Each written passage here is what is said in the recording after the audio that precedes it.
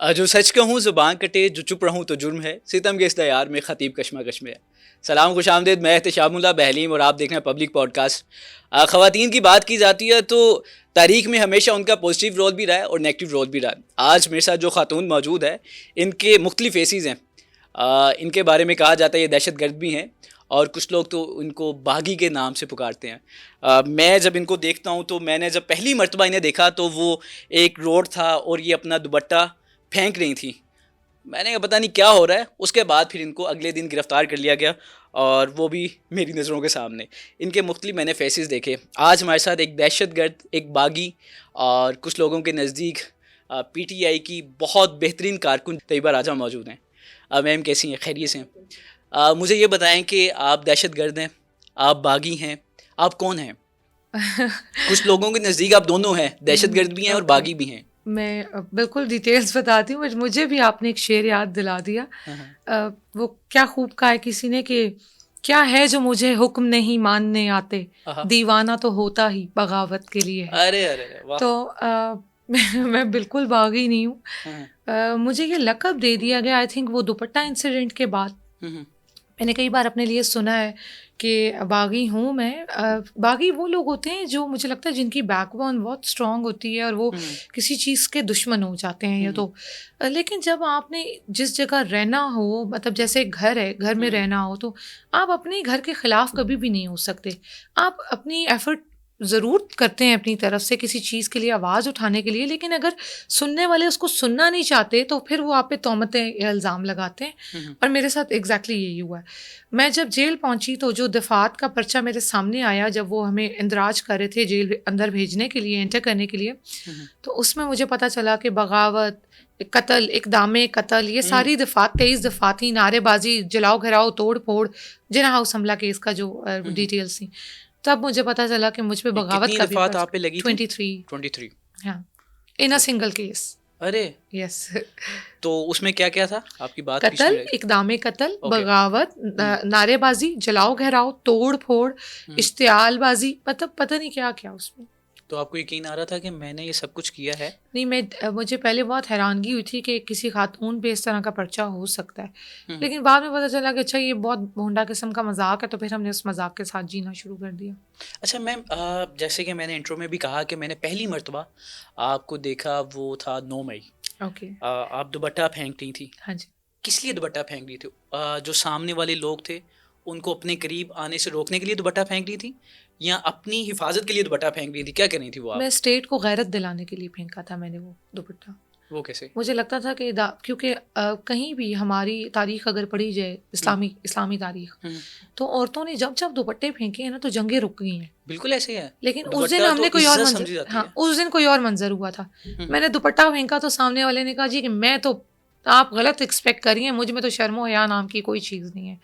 तो मैंने भी अपनी तारीख लिखी और उसने भी अपनी तारीख लिखी। आपने पहली मर्तबा फेंका, फिर आपने उठा लिया? हाँ, क्योंकि वो मुझे कह रहा था, आवाज़ दे के कहा था कि के कह रही हैं अज्ञा। हाँ, वो उसने मुझे प्रोवोक किया प्रॉपर्ली। ओके। आप अगर वो वीडियो देखो तो उसने हाथ के इशारे से मुझे कहा कि अज्ञा। अच्छा। तो मैंने वो दोबारा उठाया और मुझे पीछे से लड़कों की आवाज़ें आ रही थी, बाजी आगे ना जाएं, आगे वो चीखें मार रहे थे। तो फिर मैंने उसके करीब जाके फेंका और मैंने उसको कहा ये कर लो तुम, ये तुम्हें ज़रूरत है इसकी। बाद में दुपट्टे के साथ घसीटा गया? दुपट्टा तो वहीं गिर रह गया था ना, वो मुझे बालों से घसीट के ले गया था। और फिर वो उन्होंने, जिसने मुझे पकड़ा हुआ था वो मुझे मारा था, उसके साथ एक और। एक मिनट, मर्दों ने आप पर तशद्दुद किया? 2 लोगों ने मारा था मुझे, मेल कांस्टेबल हाँ, ने? हाँ। और इसके अलावा जो तीसरा पर्सन था जिसकी मुझे आवाज़, क्योंकि वो पूरा ग्रो था, मैं उनके सेंटर में थी, अगर आपको याद हो 35-40 पुलिस वाले थे। लेकिन वहाँ पे फीमेल्स कांस्टेबल्स भी थी। मेरे आपको मेल्स कांस्टेबल ने पकड़ा? Mail constable, he was a male person जिसने मुझे बालों से ड्रैग किया था। तो और जिसने, जो मुझे मार रहा था वो भी मेल पर्सन था। उसके उनके अलावा किसी एक मेल ऑफिसर की मुझे आवाज़ आ रही थी जो कह रहा था कि ना करो कुड़ी है ना, वो चीख रहा था। मतलब अच्छे ऑफिसर भी देयर थे? Was one person he was shouting there कि जी ना करें, लड़की है, छोड़ दें। लेकिन वो एक ने मुझे गर्दन से पकड़ा हुआ था, नीचे मेरा सर था, और जो दूसरा था वो मुझे पीट रहा था। तो उसने 4-5 मुक्के अच्छे खासे मारे जो कि मुझे लगे, और जब वो पब्लिक उनकी तरफ भागी, ज्यादा तो नहीं चोट आई थी आपके? नहीं, मुझे एक्चुअली मेरी कमर में उसने मारा था और मेरी गर्दन पे मारा था उसने मुझे, तो मुझे यहाँ कुछ लगा था कि मुझे ब्रूस वगैरह आया है, ओके। और जो मेरी कमर में लगा था उसकी वजह से मुझे यहाँ कहीं पेन थी, लेकिन जब मैं गिरी ना तो मेरी ये जगह काफ़ी ज़्यादा छिल गई थी, तो उसमें मुझे हुआ था, लेकिन ऐसा नहीं था कि कोई ब्रूजेस, यहाँ जो मुझे मारा गया था उसमें मुझे ब्रूस पड़ा था इधर, तो खैर गुजर गया। 9 मई खान साहब गिरफ्तार हो चुके हैं, यस, और हर तरफ यही है कि हम छोड़ेंगे नहीं।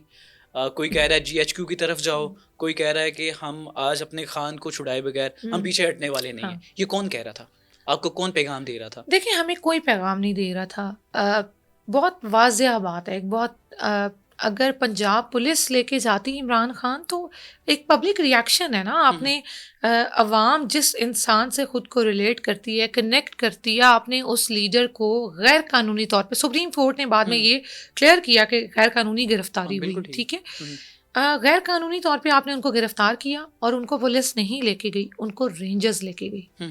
तो जब रेंजर्स ही लेके गई और फिर आपने जगह जगह रेंजर्स ही खड़ी की हुई है, तो ऑब्वियसली पब्लिक ने अपना गुस्सा फिर रेंजर्स के ज़रिए, उनका जो भी था गुस्सा, वो अगर गालियाँ गालम गलोच हो रही थी तो वो उन्हीं को दे रहे थे। और आप इस मुल्क की तारीख देखें, इस मुल्क के शहरियों को एक बड़े टेक्निकल वे से अनएजुकेटेड रखा गया है। तो जब आपने एक लॉट ही अनएजुकेटेड तैयार की है, तो आप चाहते हैं कि जब उसे गुस्सा आए तो आपको गाली भी ना दे, वो फिर वो और क्या करेंगे, गाली तक ही आएगी बात। लेकिन जिस तरीके से इस चीज़ को आगे वो कहते हैं प्रोसीड किया गया कि जी इन्होंने ये कर दिया, मैं अगर अपनी बात करूं, चले मैं बाकी किसी किस्से को नहीं छेड़ती, मुझ पे जिना हाउस हमला केस है, मैंने जिना हाउस के अंदर पैर भी नहीं रखा, लेकिन मुझ पे केस मुंतशिर तो किया ना कि आओ जिना हाउस की तरफ। नहीं, मैंने तो ये कहा ही नहीं ना, मैं तो पब्लिक के साथ, क्योंकि मैं लाहौर से नहीं हूँ तो मैं पब्लिक के साथ चलते चलते कैंट गई हूँ, और कैंट आप वो खवातीन हैं, आप और कुछ और PTI की खवातीन, जो जिस तरफ चलती हैं लोग चलते हैं, लोग समझते हैं शायद ये हमारी रहबर हैं। ये 9 मई के बाद हुआ है, ये इन्होंने बनाया मुझे सिंबल ऑफ रेजिस्टेंस। मैं देखें, लोग सियासत में आते हैं, वो अपने आप को बातों के ज़रिए मनवाते हैं, सियासत के ज़रिए मनवाते हैं, फिर कभी अच्छा वक्त बुरा वक्त आता है तो वो जुर्रत दिखा के मनवाते हैं। बिल्कुल ठीक। मेरी शुरुआत ही जुर्रत से हुई। मैंने ये कहते हैं मैंने स्टेट को ललकार दिया, मैंने 100% स्टेट को ललकारा है, क्योंकि मैंने उनको ये चेहरा दिखाया है कि आप लोग इस काबिल नहीं हैं कि आपकी इज्जत की जा सके। आप मुझे, मैं पूरी ज़िंदगी अपनी अब तक गुजारी गई ज़िंदगी में मुड़ के देखती हूँ इदारों का क्या किरदार रहा, तो सिफर। तो जब सिफर है तो मैं आपकी इज्जत किस लिए करूं? आप नहीं समझती कि आज इदारे ना होते तो हम महफूज ना होते? नहीं, क्या अगर क्या आज हम अपने घरों में महफूज हैं तो इदारों का बड़ा अमल दखल है। जो हमारी जो सरहदें हैं, आपने शाम की सरहदें नहीं देखी, हमारी इदारे नहीं थे, वो तबाह हो गई। नहीं, हमारी सरहदों पे जी हमारी सरहदों पे काम करने वाले आम ऑफिसर्स की बात नहीं हो रही, यहाँ आला उहदेदारान की बात हो रही है जिन्होंने मुल्क के अंदर ही इंतशार फैलाया हुआ। तो आपके लीडर खुद उनके इशारों पे चलते थे? नहीं, खान साहब देखें, बिल्कुल उन्होंने अपनी इस बात को माना भी है। कई बार उन्होंने बाजवा साहब का जब नाम लिया तो उन्होंने, बाजवा साहब से पहले ले लें आप, मुशर्रफ साहब का ले लें, उन्होंने तो मुशर्रफ साहब के साथ मिलके मियां नवाज शरीफ के लिए मुल्क बचाओ, मियां उतारो मुल्क संवारो जैसी तहरीकें चलाई। मैं आपको एक बड़ी मज़ेदार बात बताती हूँ। मैं इमरान खान सपोर्टर रही हूँ 2016 से। वो जो एक जॉली सा एक वो ऑरा होता है कि जी ये लीडर बड़ा पसंद है। मुझे क्रिकेट नहीं पसंद, तो मैं एज अ क्रिकेटर खान साहब के बारे में कुछ नहीं जानती। आप क्रिकेटर के तौर पे नहीं पसंद करती खान साहब को? नहीं, वो मैं क्रिकेट के बारे में ही नहीं जानती। अच्छा, वैसे ये अलमिया है कि PTI के जो ज़्यादा लोग जो खान साहब को पसंद करते हैं वो क्रिकेट की वजह से करते हैं, क्योंकि उन्हें क्रिकेट पसंद है। तो I have no interest in sports, तो मुझे नहीं पता कि क्या, लेकिन इतना मुझे पता है कि अब तक इस मुल्क, हमारे मुल्क में एक वर्ल्ड कप आया और वो इमरान खान ने जितवाया। तो अगर अब कोई और वर्ल्ड कप ले आएगा तो मैं उस पर भी बात करूंगी, लेकिन फिलहाल अल्लाह ताला ने इज्जत किसी और को बख्शी नहीं। मतलब कि आप वाहद हैं जो कि क्रिकेट वाले कप्तान को पसंद नहीं करती, आप सियासत वाले कप्तान को पसंद करती हैं, खान साहब को। Yes, yes. मैं आपको बताऊं, मैं जमहूरियत पे बहुत बिलीव करती हूँ।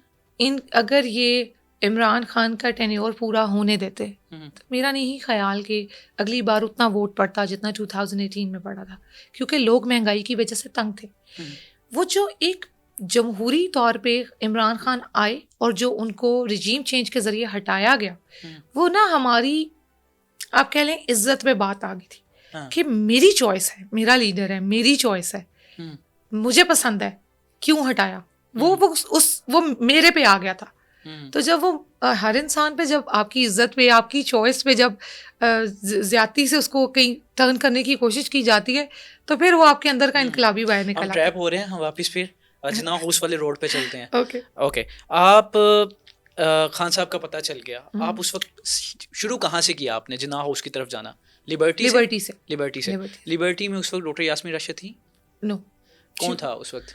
लिबर्टी में कोई भी नहीं था। कोई भी नहीं था। सादिया सुहेल वो पर्सन थी जिन्होंने वो भी जो आईपीपी में आ गई हैं। हाँ जी, Okay. उन्होंने आवाज दे के मेरी तरफ मुड़ के कहा था, तैयबा कैंट की तरफ जाना है, कोर कमांडर हाउस। अच्छा। तो मैंने उनसे पूछा कि क्या? तो उन्होंने कहा वहाँ वो धरना देना है, वहां बैठना है सब। तो मैंने कहा ओके। उन्होंने कहा वहां धरना देना है। तो मैंने उनको कहा ओके, क्योंकि उनसे 2-3 बार जमान पाक में मुलाकात हुई थी, तो मुझे पता था इनका ये नाम है।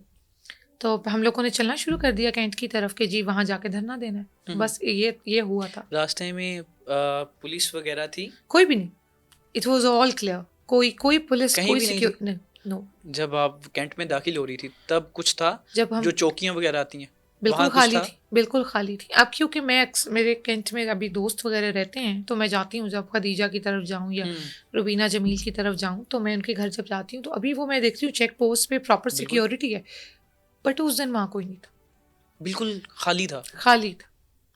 पर जो आईजी साहब है उन्होंने कहा था हमारी पूरी नफरी थी वहाँ पे। आईजी साहब उसका एविडेंस दे दें, उसके रिकॉर्डिंग्स प्रोवाइड कर दें, तो मैं कहूँगी कि हाँ आईजी साहब ठीक कह रहे हैं। आईजी साहब रिकॉर्डिंग्स दे दें, बात ख़त्म हो जाती है। 9 मई के सारे वीडियो एविडेंस दे दें, और जैसे फिर ये कहेंगे वैसे हम सजा भुगत लेंगे। अच्छा मैम, आप जिन्ना हाउस के सामने पहुँच गई हैं। यस। पहले पीटीआई के लोग कहते हैं हमें नहीं पता था जिन्ना हाउस कहाँ पे है, मैं कभी बताया ही नहीं गया। तो सादिया सुहेल को कैसे पता था कि जिन्ना हाउस के बाहर जाके हमने नहीं, उन्होंने कहा था कोर कमांडर हाउस के बाहर धरना देना है। अच्छा, कोर कमांडर हाउस का पता था, जिन्ना हाउस का नहीं था पता। हाँ जी। ओके, तो आप कोर कमांडर हाउस के बाहर पहुंच गए, तो अंदर दाखिल होने का किसने कहा था? नहीं, जब मैं पहुंची थी, हम लोग पहुंचे थे, तो दरवाजे गेट वगैरह खुले हुए थे, लोग अंदर थे, मौजूद थे, ऑलरेडी जा चुके थे। हाँ, हम लोग तो क्योंकि मेरे ना पैर जख्मी हो गए थे बहुत ज़्यादा, मैंने खुला जूता पहना हुआ था, तो लिबर्टी से चल के जा तो मेरे पैर इतने जख्मी थे कि इट वाज ब्लीडिंग। तो मैं बार बार ना मैं अपने दुपट्टे से बार बार वो ब्लड नीच करती थी, और फिर मैं रुक जाती थी कि मेरे पैर छिल गए हैं, मेरे पैर छिल गए हैं। इवन जब मैं जेल गई तो मुझे जेल में पहली बार पॉलीफिक्स मिली थी कि मैं लगाऊं अपने पैरों पे, इतना ज़्यादा ज़ख्मी हुए थे। तो मैं बार बार रुक जाती थी, मेरे साथ सनम जावेद थी, हम दोनों इकट्ठे थे, तो हम दोनों रुक जाते थे। तो हम बहुत लेट पहुँचे हैं, तो जब हम पहुँचे हैं तब तो सब बैठ चुके थे, खड़े थे, चीखो पुकार चल रही थी, आग वगैरह लगी हुई थी? नहीं, आग तो बहुत लेट लगी थी, शाम में कहीं मुझे एक ब्लास्ट टाइप कुछ हुआ था वो, और वो नॉर्मल आग नहीं थी कि किसी ने एक वो फुलझड़ी लगा के आग लगा दियो। It was a blast, it was like a blast, जो इतनी ऊंची आवाज़ थी, बाहर तक दूर तक आई, तो वो लेट हुआ था। अभी जिन्ना हाउस जो है वो नो डाउट ये बड़ा सानी है, वो मस्मार हो चुका है, इसके बाद क्या हुआ? वो जो रात थी, जिन्ना हाउस बिल्कुल भी मेरा नहीं ख्याल एक बहुत बड़ा सानिहा है, और जिन्ना हाउस कराची वाले जिन्ना हाउस को आपने डेटिंग पॉइंट बनाया हुआ, मतलब क्या मजाक है। वहाँ वाला जिन्ना हाउस, वहाँ गंदा पानी खड़ा हुआ है, मच्छर पड़े हुए हैं, वहाँ पे गलाजत के ढेर लगे हुए हैं, तो ये एक जिन्ना हाउस इतना मोतबर है कि अल्लाह माफ़ करे इसको काबा बना के बैठ गए हैं। तो ये एक बकवास बात है जिसको मैं बिल्कुल कभी मानने को तैयार नहीं हूँ। आप लोगों की सिक्योरिटीज़, चलें कुछ भी ना हो, उसमें जिन्ना की बहुत सारी चीज़ें थी। नहीं देखें, ये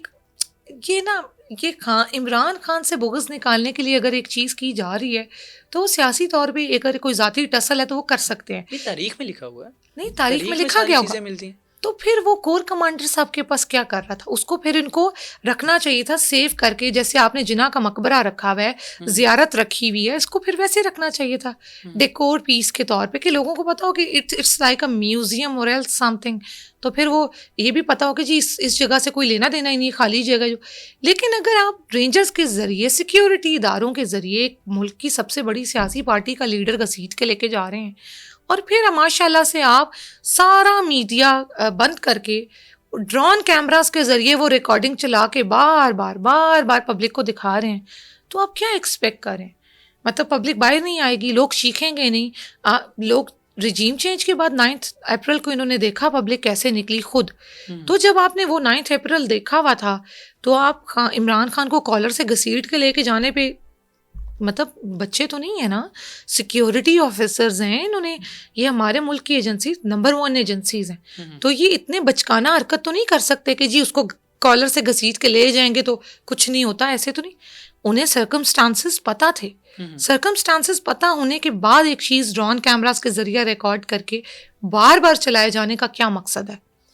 आपने पब्लिक को खुद प्रोवोक किया। अच्छा मैम, मैं वापस आ जाता जी हूँ। प्लीज। इस वक्त जिना हाउस मस्मार हो चुका है जी, जैसा भी है, उससे अगली जो स्ट्रेटजी थी, और अब उसको जला हुआ म्यूजियम बना के रख दिया है अपना नैरेटिव बिल्ड करने के लिए कि ये देखें इंतशारियों ने जलाया। प्लीज कंटिन्यू करें। ओके, अभी अगले जो दिन की स्ट्रेटजी थी वो किसने बताई, कौन गाइड कर रहा था? अगले दिन की कोई स्ट्रैटेजी नहीं थी। अभी पंजाब भर में दफ़ा 144 का निफाज हो चुका है इसके बाद, ठीक है, और आपके वारंट्स जो हैं गिरफ्तारी के वो निकल चुके हैं, ओके, ठीक है। तो अब आप क्या कर रही हैं?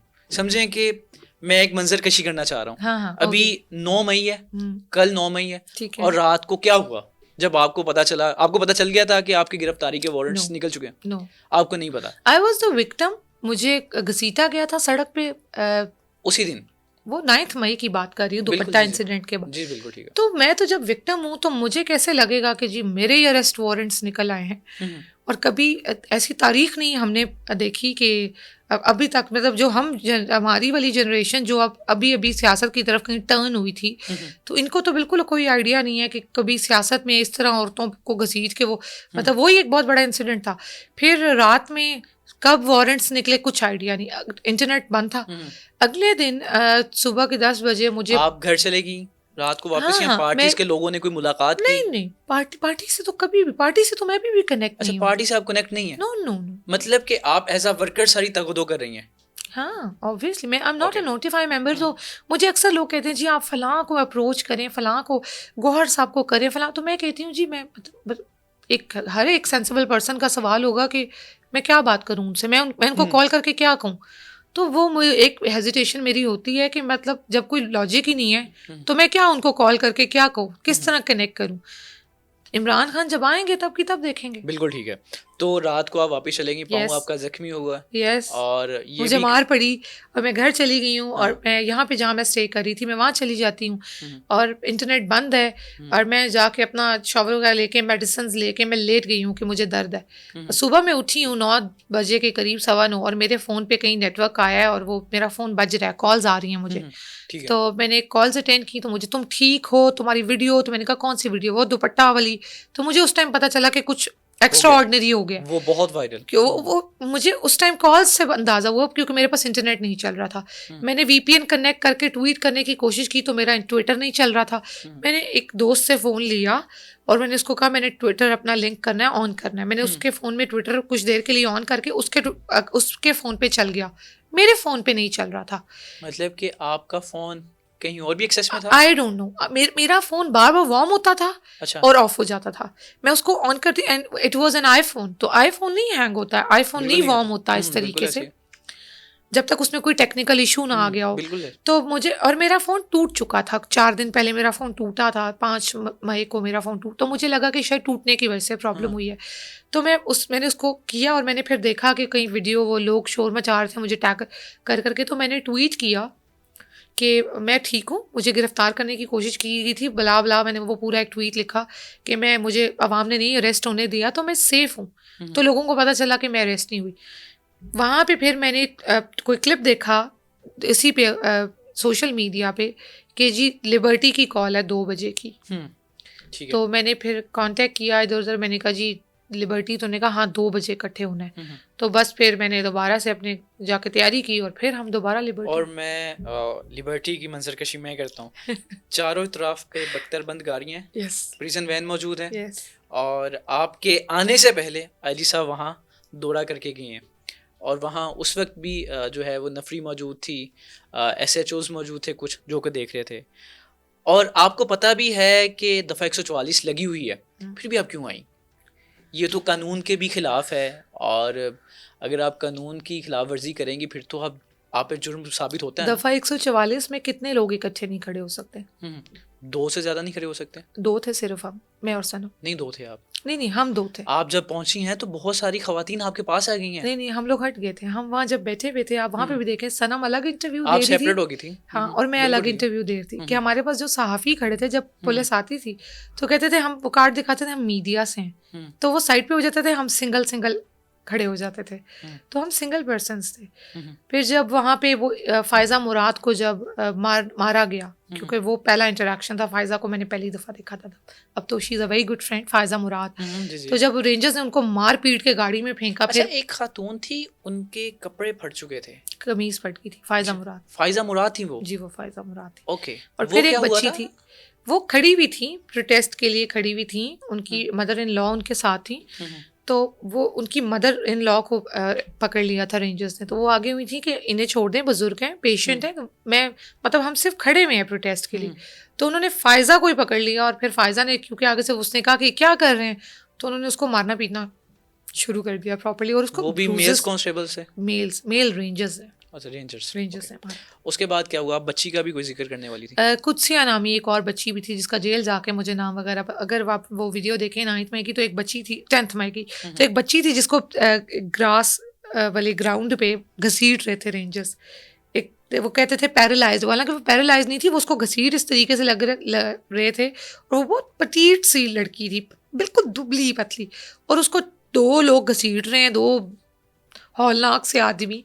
तो वो मतलब वो इतना पतला सा बच्चा, उसका क्या आपने करना था, उसको आप कहते थे बैठ जाओ गाड़ी में, वो बैठ जाती।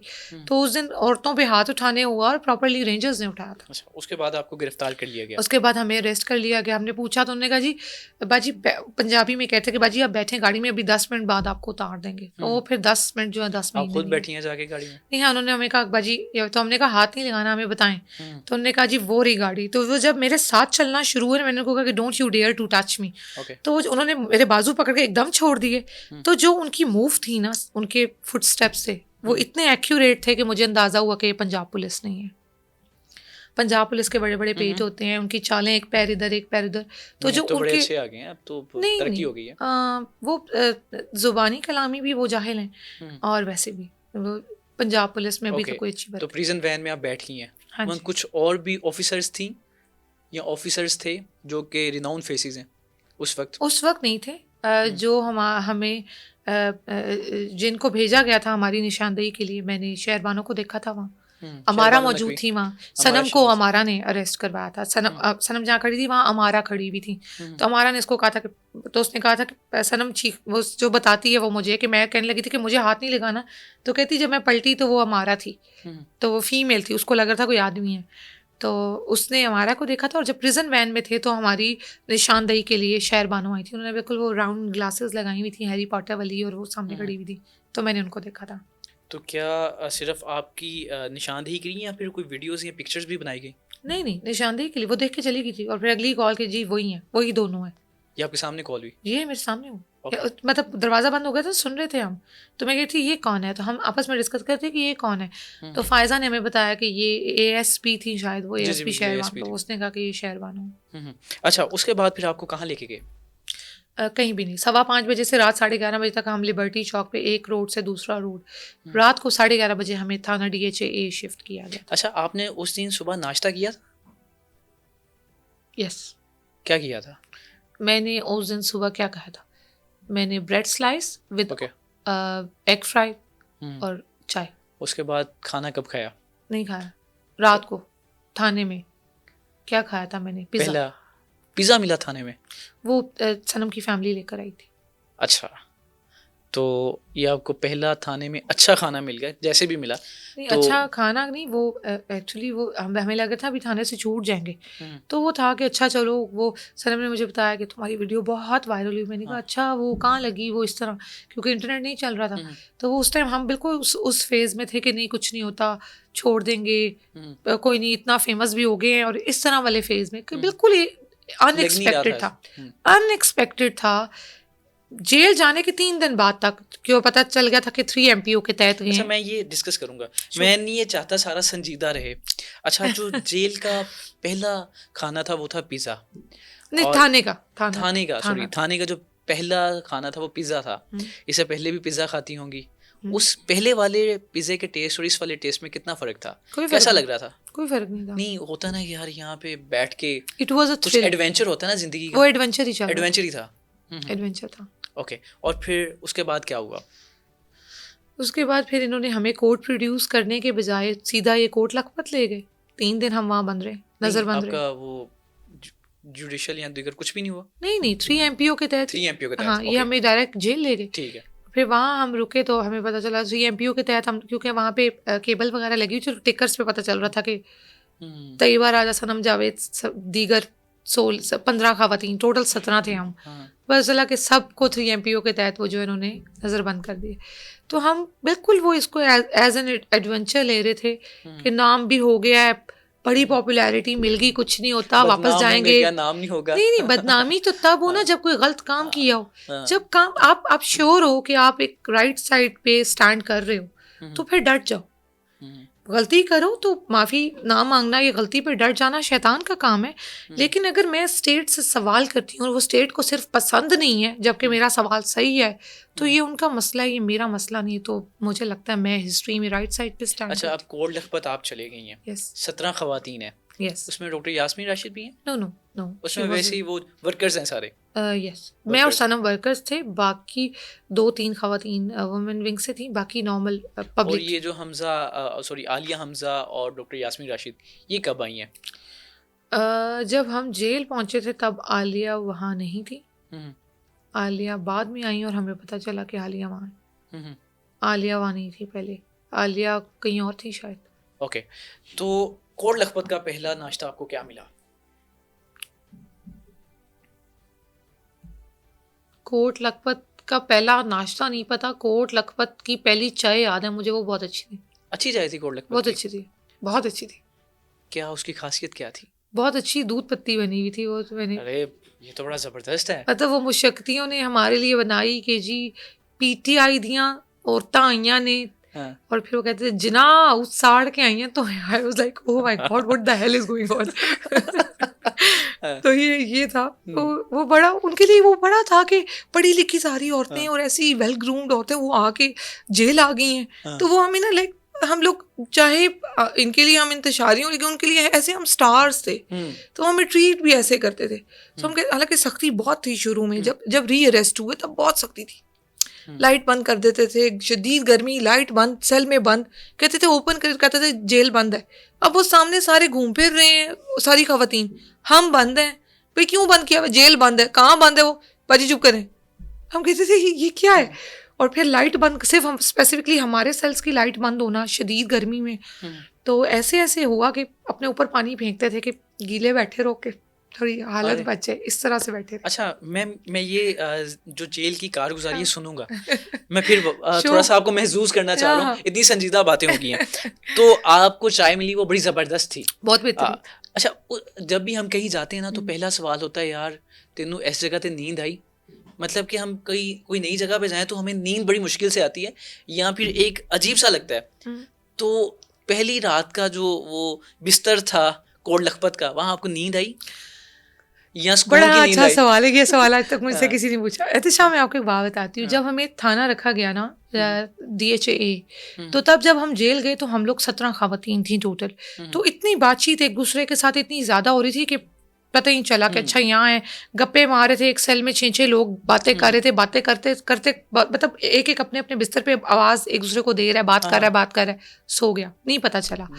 जब री अरेस्ट हुए ना, तो री अरेस्ट होने के बाद थानों में मुझे और सनम को इतना मेंटल टॉर्चर किया गया, इतना मेंटल टॉर्चर किया गया कि हम पूरी पूरी रात सो नहीं पाते थे। किस तरह? मतलब रात को 12:30 बजे कोई आ रहा था और हमें कहता था कि जी आज आपकी आखिरी रात। रात को 12:30 बजे आखिरी रात मतलब आज शायद मार देंगे आपको, आज आपकी आखिरी रात। ये शुरू के दिनों की बात है? ये री अरेस्ट जब हुए, जब 13 को रिलीज हुए ना जेल से और अरेस्ट हो गए, और वो 13 से 17 तक का जो 12 से 17 तक की जो ड्यूरेशन थी ना, उस दौरान ये हुआ है हमारे साथ थानों में, थाना चुंग में और थाना CIA कोतवाली में, ये हुआ है हमारे साथ। और वो हम जैसे बैठते थे लेटने के लिए, कोई एक लेटता था तो बाहर आके 2 हवालदार खड़े हो जाते थे और वो यूं बस वो स्टेयर करते रहते थे। ये मेल्स कौन? यस, तो हम पूछते थे जी, तो वो कोई आंसर नहीं आता। हाँ जी, क्यों खड़े हैं? साइलेंट, बिल्कुल साइलेंट मोड। मतलब उठ के बैठ जाते थे फिर हम कि हम लेटे में लेट नहीं सकते। तो जब हम वहाँ से रिलीज़ होके जब मतलब वहाँ से जब हमें छुटकारा मिला, रिलीज़ तो नहीं, वहाँ से जब छुटकारा मिलने के बाद हम जेल पहुँचे ना, तो जेल जन्नत जैसी थी दोबारा। तो फिर हम दूध सोए पहली रात बड़ी जबरदस्त थी। दूध सोए कि वो इतना मेंटल टॉर्चर के बाद आप एक जगह पे आ गए, अब आपको पता है आपने यहाँ थोड़ा रहना है, टाइम लगेगा, तो फिर बस पुरसुकून नींद सोए कि शुक्र है जेल इज्जत आबरू महफूज रही और जेल पहुँच गए खैरियत। अच्छा, उन दिनों गर्मियाँ थी, ठीक है, तो क्या इन्वायरमेंट थी? पंखा लगा हुआ था, एयर कूलर लगा के दिए थे, कुछ इस तरह भी कहा था कि एयर कूलर्स कुछ जो प्रिजनर्स हैं उन्हें दिए गए थे। तो आपको जब उन्होंने कैद किया गया तो वो पहले वो सेल था या चक्की थी, वो मुझे बताइएगा। उसके बाद क्या पंखा लगा था या एयर कूलर लगा उनको था? कहते हैं वो लोग मौत की चक्कियाँ कहते हैं उनको। और वो स्पेसिफिकली उन लोगों के लिए जिनको उन्होंने ज़्यादा टॉर्चर करना होता है कि जी छोटे छोटे सेल्स हैं तो यहाँ इस पर्सन को रखना है, वहाँ रखा गया था। और बिल्कुल कोई फैसिलिटी नहीं थी, पंखा मैं बता रही हूँ लाइट बंद कर देते थे। हमारे साथ कुछ दिन के बाद हमारे पास एक और पर्सन आई, उनका नाम था डॉक्टर सुबूही नाम, she was dual national, American nationality थी। उनकी बेटी ने बहुत ज़्यादा अमेरिका में उनके लिए आवाज़ उठाई, उन्होंने वहाँ पे भी पिटिशन दायर करवाई, फिर यहाँ पे उन्होंने बहुत ज़्यादा प्रेशराइज किया काफ़ी तरीक़ों से। तो उनसे मिलने, ये भी सुना था कि अमरीकी वफद आ रहे हैं, तो क्या उनकी तगदो की वजह से भी कुछ ऐसा हुआ? मुझे नहीं पता, लेकिन आवाज़ उठाने के बाद कुछ ऐसा मुझे नहीं पता, लेकिन डॉक्टर सबूही नाम से कांटेक्ट किया गया था, उनको सुपरिटेंडेंट के ऑफिस बुलाया गया था, उनसे कोई कौन मिलने आया था, मेरे पास इसकी कोई डिटेल्स नहीं है। लेकिन फिर उन्होंने उनसे पूछा था कि आपको यहाँ क्या प्रॉब्लम है, तो उन्होंने कहा था गर्मी बहुत है, यहाँ कोई फैसिलिटी नहीं है। तो डॉक्टर सबूही इनाम के कहने पे जो उन्होंने अपना स्टेटमेंट दी थी, जो भी वफ्द आया था, तो उनकी वजह से रूम कूलर्स लगे और उसमें हमारा भी भला हो गया बस, वरना नहीं लगने थे। अच्छा, आपने 3 ईदें गुजारी हैं जेल में? मैंने 2 ईदें गुजारी हैं आपने? 2 ईदें गुजारी। छोटी ईद, बड़ी ईद, ईद उल फितर, ईद उल अज़हा, या दोनों ईद? ना, एक मिनट, बड़ी छोटी ईद यहाँ हुई थी, नहीं मैंने एक ईद गुजारी है। मैंने तो ऑलमोस्ट 10 मंथ्स गुजारे हैं, एक ईद गुजरी में। वो ईद उल फितर थी, ईद उल अज़हा? वो ईद नहीं थी, सॉरी, मैं उसको ईद पे मर्ज कर गई हूँ। वो ये जश्न आज़ादी थी। अच्छा, जश्न आज़ादी वो जेल में गुजरी मेरी। अच्छा, आपकी वहाँ जश्न आज़ादी बनती नहीं थी? पर नहीं, वो बिल्कुल नहीं बनती थी, लेकिन वो कैदी बेचारे जो सज़ा याफ्ता थी ना, वो 14 अगस्त मनाने के लिए उन्होंने सफ़ेद सब्ज़ कपड़े पहने, तो वो कहती थी बाजी तो उसी नहीं मना रहे आज़ादी। तो मैं उनको क्या आज़ादी, जाओ इधर से। It was so funny. अच्छा, जेल में कैसा माहौल होता है? ये मेरे लिए बड़ा इंटरेस्टिंग है सुनना है कि जेल में जश्न आज़ादी मनाई जाती है, यानी कि 14 अगस्त मनाई जाती है, तो आपकी भी गुजरी है, तो कैसा था जेल में 14 अगस्त? बड़ी मजाकिया खेज गुजरी। जब अंदाज़ा हुआ कि मुल्क में आज़ादी है, राय सोच की आज़ादी नहीं है, तो फिर क्या आज़ादी है, तब बड़ी तकलीफ़ हुई। लेकिन ये कि जेल कैसी होती है, अच्छा हम लोग काफ़ी सारी चीज़ें डिस्कस करते हैं, तो मुझे लगता है लोग बड़ा परेशान होते हैं जेल चले गए। बेशक हम लोग वो फैमिलीज़ हैं जिन्होंने मतलब जेल का नाम सुन के भी जिनके लिए बड़ा एक तकलीफ़ दे चीज़ होती है, लेकिन मैं बिल्कुल इस कौम से कहना चाहूँगी कि आप यकीन करें कि जेल एक बड़ी मज़ेदार जगह है। अगर अल्लाह ताला कभी आपको कैद में ले जाए तो उससे सीखें। मैंने बहुत सारे कैदियों से मैंने जेल जाके सीखा कि कितनी लॉलेसनेस है इस मुल्क में। लोगों के ऐसे ऐसे किस्से, ऐसी ऐसी छोटी छोटी बच्चियों के प्रॉब्लम्स वहाँ जो जिन केसेस में वो गई हैं, तो मुझे पता चला कि वाकई इस स्टेट के सामने खड़ा होना बनता है। तो मैं इसलिए वापस आके पूरी जुर्रत से दोबारा खड़ी हूँ। मैं इस सिस्टम को चेंज करना चाहती हूँ, मैं चाहती हूँ इसमें तब्दीली आए, क्योंकि इस सिस्टम ने इस मुल्क की आवाम को बहुत रगड़ा लगाया। 14 अगस्त, यस, 14 अगस्त आज़ादी का दिन बिल्कुल आज़ादी जैसा नहीं था। हम देख रहे थे तकरीबात हो रही, हम गए थे क्या मतलब, और वो जो एक फीलिंग थी कि यार इस मुल्क की औरतें जेल में और इन लोगों को आज़ादी मनाने की पड़ी हुई है, शर्म नहीं आती तुम लोगों को? तो वो वाली जो एक वाइब थी वो थी। बाकी झंडियाँ वगैरह इस तरह की चीजें बिल्कुल लगी। वो डेकोर करते हैं पूरी जेल, वो खुद करते हैं। उन्होंने वो प्रिजनर्स करते हैं, क्योंकि वो उनको 16-16 साल 25-25 साल की सजाएं हैं, तो वो दे आर लिविंग देयर। वो उनका एक छोटा सा गाँव है, तो उसमें वो जिंदा हैं, वो जी रहे हैं उसको। और मैं सच बताऊं तो जब बड़ी ईद आई, तो बड़ी ईद के बाद हम लोग सब ने तकरीबन हमने वहाँ जीना शुरू कर दिया था, क्योंकि हमें ये मैसेज मिला था कि अब आप 5 साल यहीं हैं। तो मैंने कहा था अच्छा, किसने मैसेज दिया था ये हमें एक मजाक उड़ाते हुए किसी ने जेल अथॉरिटीज में से कहा था अथॉरिटीज में कि 5 साल आप लोग यही हैं। तो मैंने उसको कहा था कि ठीक है फिर 5 साल ऐसे गुजर जाएंगे, ठीक है फिर अल्लाह ने ऐसे लिखा है तो ऐसे से। अच्छा 14 अगस्त गुजर गई है और अब हम ईद की तरफ जाते हैं। जब चांद रात आती हैं तो ख़वातीन के वो बड़ी होती हैं ख्वाहिशात कि हम मेहंदी लगवाएं, और वो रात बड़ी मुश्किल से गुजरती है ख़वातीन की। सुबह ईदी भी लेनी होती है, उसके अलावा मिलना भी होता है घर वालों से, अच्छे अच्छे खाने भी खाने होते हैं। तो आपकी चांद रात कैसे गुजरी? मेरी चांद रात जेल की चांद रात, खैर चांद रात वाली कोई वाइब नहीं थी। ईद वाले दिन क्योंकि हम लोग सब एक्सपेक्ट कर रहे थे कि ईद तक हमें रिलीज़ कर दिया जाएगा। कुछ भी हो, ये इस मुल्क में, हमारा मुल्क में, इस्लामी जमहूरिया पाकिस्तान में पॉसिबल नहीं है कि ख़वातीन को ईद पे कैद रखा जाए, और वो भी जब कोई एविडेंस ना हो। लेकिन जब ईद आई तो अंदाज़ा हुआ कि नहीं भाई, ऐसा कुछ नहीं है। अभी आप ज़रा जिनके हत्थे चढ़े हैं वो आपसे इंतकाम ही ले रहे हैं, तो आप हौसला करें। तो फिर वो जो एक आखिरी उम्मीद टूटी थी ना, वो ईद पे टूटी थी। वो जो एक कहते हैं ना हार्ट ब्रेक हो गया था कि सिस्टम से फेड अप हो गए कि बस दिस इज डन नाउ, अब लड़ना पड़ेगा। इमोशनल बातें आपसे करनी है अभी, वो बाद में करूंगा। लेकिन मैं ये चाह रहा हूँ कि वो रात जो थी, मेहंदी लगवाई थी आपने? नो, कोई लगा रहा था वहां पे मेहंदी? आई थिंक सनम ने लगवाई थी। ओके। और मैंने सनम को जेल में कई बार मैंने मेहंदी लगाई। अच्छा, नहीं मैंने नहीं। आपने नहीं लगाई? नहीं। आपने इसलिए नहीं लगवाई कि आपको पसंद नहीं है? वैसी नहीं लगवाई पे यार बस ठीक है। I am a very good mehndi artist, हैना आर्टिस्ट। अच्छा, तो मुझे लगाना पसंद है। खुद भी मैं बड़े यूनिक से डिज़ाइंस लगा लेती हूँ। लेकिन मैं बता रही हूँ ना, हार्ट ब्रेक हो गया था ईद पे। मैं खफा थी ईद पे। मुझे शायद 9 मई इंसिडेंट से भी दुख ना पहुंचाओ। मैं बहुत, मुझे लगता है अल्लाह ताला ने मुझे बहुत स्ट्रांग बनाया है। मेरी जगह अगर उस दिन मुल्क की कोई भी बेटी होती तो शायद वो कभी दोबारा घर से बाहर ना निकल सकती, क्योंकि उसको वो याद रहता है कि एक आदमी ने उसको बालों से पकड़ा हुआ है। और जो मेरे जैसा पर्सन जो सेल्फ मेड रहा हो, जिसको कभी उसके घर के आदमियों ने एक ऐसे ना किया हो, उसको अगर कोई और गैर आदमी बालों से पकड़ के घसीट के ले जाए तो ये एक बहुत बड़ी बात है। तो मुझे लगता है अगर उस दिन कोई भी और औरत होती या लड़की होती तो वो ना स्टैंड कर पाती। लेकिन मैं बहुत टफ हूँ। तो लेकिन मुझे जो दुख पहुँचा वो ईद पे पहुँचा था कि ईद नहीं गुजर सकती यहाँ। लेकिन जब वो गुजर गई, ईद के दिन मैं खूब रोई। और फिर मैंने कहा कि मेरी ईद यहाँ गुजरी मेरी वालदा के बगैर। मेरी वालदा नहीं है, मैंने उनको काफ़ी टाइम से देखा नहीं है। और ये आपको पता चल गया था कि आपकी वालिदा जो हैं उनको हार्ट अटैक हो गया?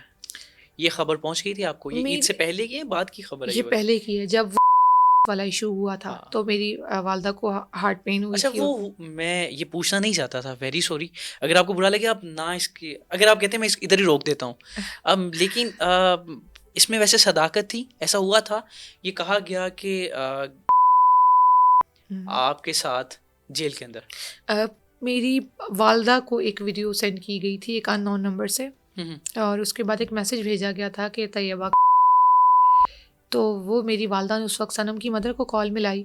और ये बिल्कुल स्टार्ट में हुआ था जब हम लोग CIA कोतवाली में थे, ये तब हुआ था। जब हम जेल पहुंचे और ये सारा वो जब खान साहब ने शो डाला कि मेरी किसी खातून के साथ कुछ हुआ है, उन्होंने राना सना ने स्टेटमेंट दी। उन्होंने कहा कि हमारी जो खवातीन है उनके साथ ज्यादती हुई है। और फिर आप देखो कि राना सनाउल्लाह की जो प्रेस कॉन्फ्रेंस की टाइमिंग थी रात को 11:30-12 बजे के करीब, वो बहुत एक अजीबो गरीब टाइमिंग थी जिसपे सबको ज़्यादा ही क्योंकि ये इतने मक्कार और झूठे हैं ना कि जब ये कहते हैं ना ऐसा नहीं हुआ, और इतनी गलत टाइमिंग्स पे तो लोग कहते हैं हुआ है। देखो ये आके बकवास कर रहे हैं इस वक्त। तो इनकी शख्सियत ऐसी बन चुकी हुई है कि जब नून लीग आके किसी चीज़ पे नैरेटिव बनाती है ना तो लोग कहते हैं नहीं अब ये झूठ बोल रहे हैं। तो वो जो चीज़ थी वो यहाँ से हुई थी कि मेरी मदर को एक वीडियो रिसीव हुई थी। ये रात को भेजी गई थी? ये रात को 1:30-2 बजे के करीब भेजी गई थी। मेरी वालदा तहज्जुद के लिए उठी थी तो उन्होंने देखी थी, और फिर उन्होंने सनम की अम्मी को कांटेक्ट किया। तो इन्होंने आपस में माओ ने रोना धोना मचा दिया कि क्या हुआ है। तो वो उसके बाद वो फिर आगे चली। जब हमें कोर्ट प्रोड्यूस किया गया तो वो पूछती थी, सनम की मदर ने उससे पूछा, जब मेरी वालदा से बात हुई तो उन्होंने कहा कि मेरी कसम खाओ। तो मैंने कहा जी आई एम परफेक्टली फाइन, मेरे साथ कोई मारपीट नहीं हुई, मेरे साथ कोई ज्यादती नहीं हुई, आप बिल्कुल रिलैक्स वो सवाल था कि अगर कोई माँ अपनी बेटी से पूछे तो वो दिल पे पत्थर रख के पूछे, मुझे लगता है। और अगर किसी बेटी से पूछा जा रहा है तो उसकी आंखें शर्म से उठे ही ना, ये सवाल था। नहीं, मुझे शदीद गुस्सा आया था। मुझे शदीद गुस्सा आया था। मैंने अपनी अम्मी से कहा था कि अगर ऐसा कुछ हुआ होता तो फिर डेड बॉडी आ जाती घर, क्योंकि ये इस तरह मेरे जीते जी तो पॉसिबल नहीं है। क्योंकि इस आप अच्छा, वीडियो में था क्या वो, आप बीच में एक बता। एक गैंग रेप वीडियो थी पुलिस ऑफिसर्स की, और इतनी मज़ेदार बात है कि जब वो मेरी अम्मी को भेजी गई, और जब तक मेरी अम्मी ने कॉल, क्योंकि उन्होंने देखी, तो उसके बाद वो वीडियो डिलीट की गई जिस दर से आई थी, और वो नंबर व्हाट्सएप से रेज हो गया। उस पर इनवाइट भेजने का ऑप्शन आ रहा था कि नंबर भी ख़त्म हो गया अगली सुबह तक, इस तरीके से भेजी गई। तो वो फिर सब मेरे घर वाले गालियां दे रहे थे कि ये क्या था। मेरी अम्मी जब बोली सुबह, मेरी अम्मी की तो बहुत ज़्यादा हार्ट पेन था उनको, तो जब भाइयों वगैरह तक वो बात आई तो वो स्प्रेड हो गई बात आगे, तो वो आदमियों के लिए एक बड़ी वो अजीबोगरीब सी चीज़ सिचुएशन थी। तो बस वो जो कर सकते थे उन्होंने पता किया किधर हैं किधर गई, लेकिन ये कि वो जो नंबर वगैरह वो कोई पता नहीं चला क्या हुआ क्या नहीं। तो बस अल्लाह ताला, मैं कहती हूँ गारत करें उसको जिसने ये हरकत की और जिसकी वजह से मेरी माँ ने इतनी तकलीफ़ काटी।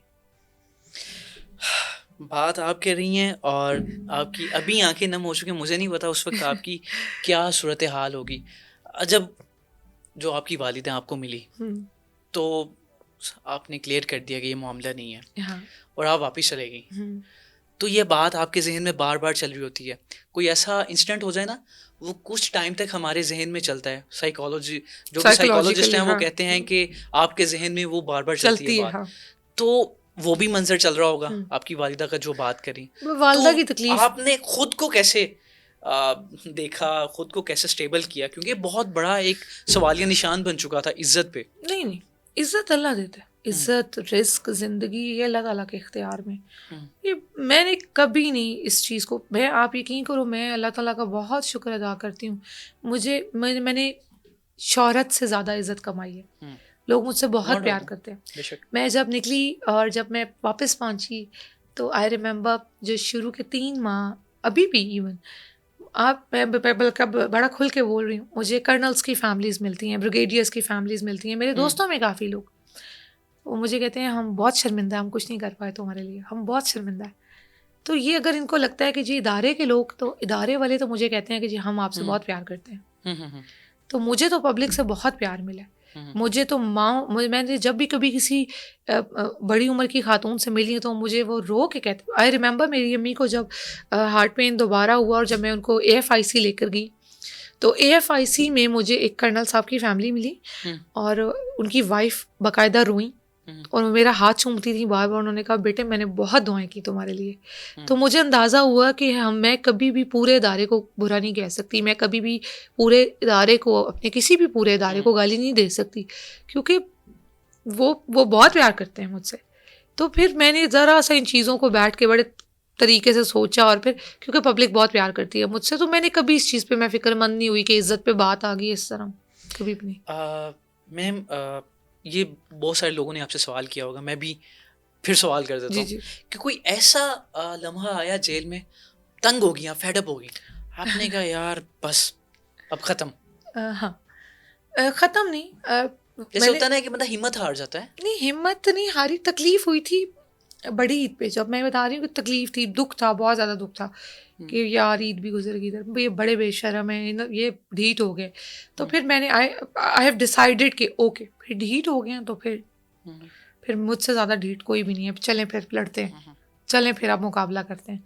तो वो जो उस टाइम जो उठना था ना दोबारा 2 दिन रोने के बाद, के ईद के 2 दिन गुजर गए, वो जो स्टैंड लेना था, सारे रो के गुजरे आपके?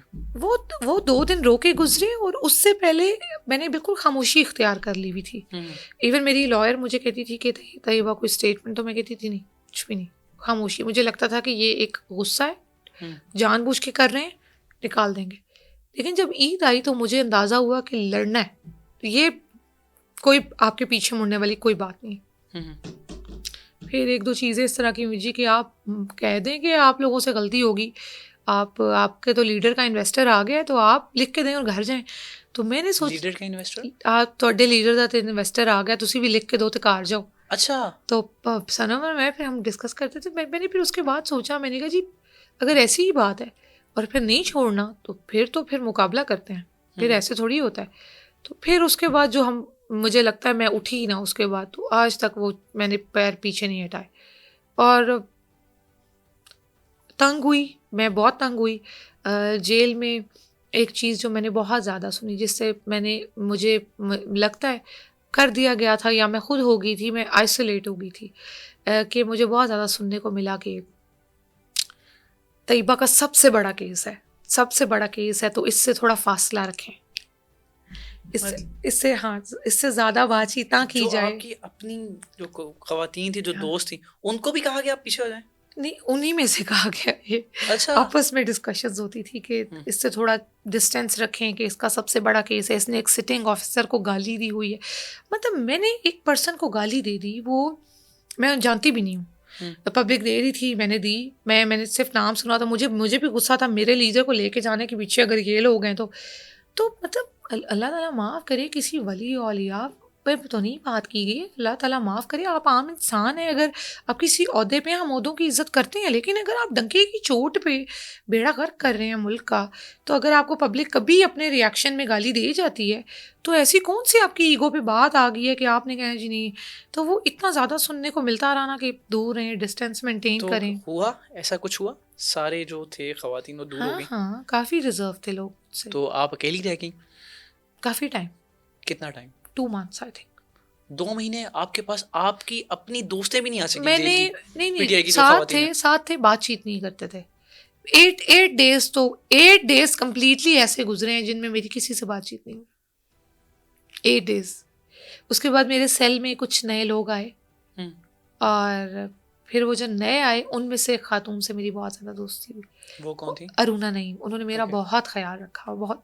वो मुझे कहती थी कि तुम मेरी बेटी हो, मेरी बेटी जैसी हो, तो मैं उनको कहती थी नहीं, माँ एक ही है। लेकिन मेरी उनसे इतनी अच्छी बॉन्डिंग है, इतनी अच्छी, कि वो she is like a mother. अच्छा मैम, हमने सुना है कि हमने बहुत सारे लोगों के किस्से सुने हैं कि हम्म जब आप अकेले होते हैं तो आपका खुदा के साथ ताल्लुक बड़ा गहरा हो जाता है, अल्लाह ताला के साथ आपकी दोस्ती हो जाती है। दोस्ती तो हर टाइम होती है एक मुसलमान की, एक इंसान की अपने खुदा के साथ। तो आपका कैसा ताल्लुक जेल में अल्लाह ताला के साथ बन गया था? एहतशाम, मेरा अल्लाह ताला से बहुत गहरा ताल्लुक बहुत पहले से रहा है। हम्म, मैं आपको थोड़ा सा हिस्ट्री बताती हूँ। हम्म, मैंने कुरान पाक के 12 से 13 पारों की तफसीर की हुई है। माशाल्लाह। तो मैंने खुद से बहुत यंग एज में शरी पर्दा स्टार्ट किया था। हम्म, मुझे याद है कि मुझे जॉब स्टार्ट करनी पड़ी, और मेरी पहली जॉब जिस ऑफिस में हुई इस्लामाबाद में, वहाँ अबाया अलाउ नहीं था, तो मुझे उस जॉब की वजह से अपना अबाया रिमूव करना पड़ा। और मैंने एक पूरा दिन, मेरे बहुत करीबी दोस्त ये बात जानते हैं, मैं आज पहली बार ये ऑन एयर बता रही हूँ। हम्म, मैंने एक पूरा दिन इस्लामाबाद में एक चौक है बैरिया यूनिवर्सिटी के बाहर, शाहीन चौक, हम्म, तो F9 पार्क का जो ग्रिल थी उसके बिल्कुल बाहर नीचे बैठे हुए मैं सिर्फ ट्रैफिक देख रही थी, और मैं पूरा दिन वहाँ बैठी रही, पूरा दिन। मैं जॉब पे नहीं गई उस दिन, और मैं पूरा दिन वहाँ बैठी रही, और मैं रो रही थी, और मैं अल्लाह ताला से कह रही थी कि मुझे पर्दा उतारना पड़ रहा है, तो आप मुझे आगे लाएंगे, और मैं तब पर्दा करूँगी जब मुझे किसी चीज़ की परेशानी नहीं होगी, लेकिन अब आप करेंगे जो आपने करना है।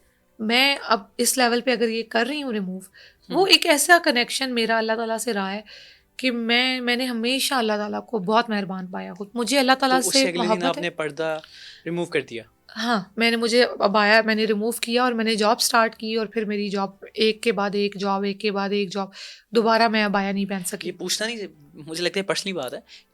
वो कौन सी जॉब थी जिस वजह से आपको पर्दा रिमूव करना पड़ा? मैं नहीं नाम लूँगी, एक डेटा ऑफिस की जॉब थी, मैं हम्म, नहीं नाम लूँगी। लेकिन इस्लामाबाद ब्लू एरिया में ये ऐसा है कि वहाँ जॉब्स पे आप प्रॉपर पर्दा नहीं कर सकते, हम्म। ये हमारे मुल्क में है। तो आपको ये वैसे ही कैसा लगा था कि यार बहुत ये बुरा, इस्लामी जमहूरिया पाकिस्तान है? बहुत बुरा, बहुत बुरा। तो ऐसा भी हो सकता था कि आप जॉब ना करती, कोई और जॉब तलाश कर लेती, या ज़रूरत थी उसकी? ज़रूरत मैं ओके। मिडिल क्लास फैमिली से हूँ, हम्म, तो मैं सेल्फ मेड पर्सन हूँ। ज़रूरत थी, बिल्कुल थी। मैं अपने घर का एल्डेस्ट चाइल्ड हूँ। मैंने अपनी ज़िंदगी के 11 साल नौकरी की है, तो मैंने फिर अब जो लास्ट जो मेरे 7 to 8 ईयर्स हैं वो इस्लामाबाद का एक बहुत फेमस सैलून है, वहाँ पे मैं अकाउंट्स मैनेजर रही हूँ, फ्लो मैनेजमेंट मैंने साथ की। तो मैंने 7-8 ईयर्स वो एक पर्दे वाली जॉब की कि वो सैलून के अंदर थी, ओनली फीमेल स्टाफ था। तो वो मैंने बहुत खुशी से इतने साल इसलिए कि वहाँ पे प्रॉब्लम्स भी होते थे, लेकिन मैं कभी उस जगह को छोड़ नहीं सकती थी क्योंकि वो मेरे लिए एक सिक्योरेस्ट प्लेस थी कि कोई आदमी नहीं है अंदर और मैं अपने टाइम पे नमाज़ पढ़ सकती हूँ। मुझ पे एक फ़ेज़ आता है, मैं कभी बहुत स्पिरिचुअल हो जाती हूँ, तो ये मुझे दौरे पड़ते रहते हैं अक्सर औक़ात। वो शायद मेरा एक कनेक्शन रहा है अल्लाह ताला से। तो मैंने अल्लाह ताला से हमेशा बहुत मोहब्बत की और मैंने अल्लाह ताला को खुद पे बहुत मेहरबान पाया।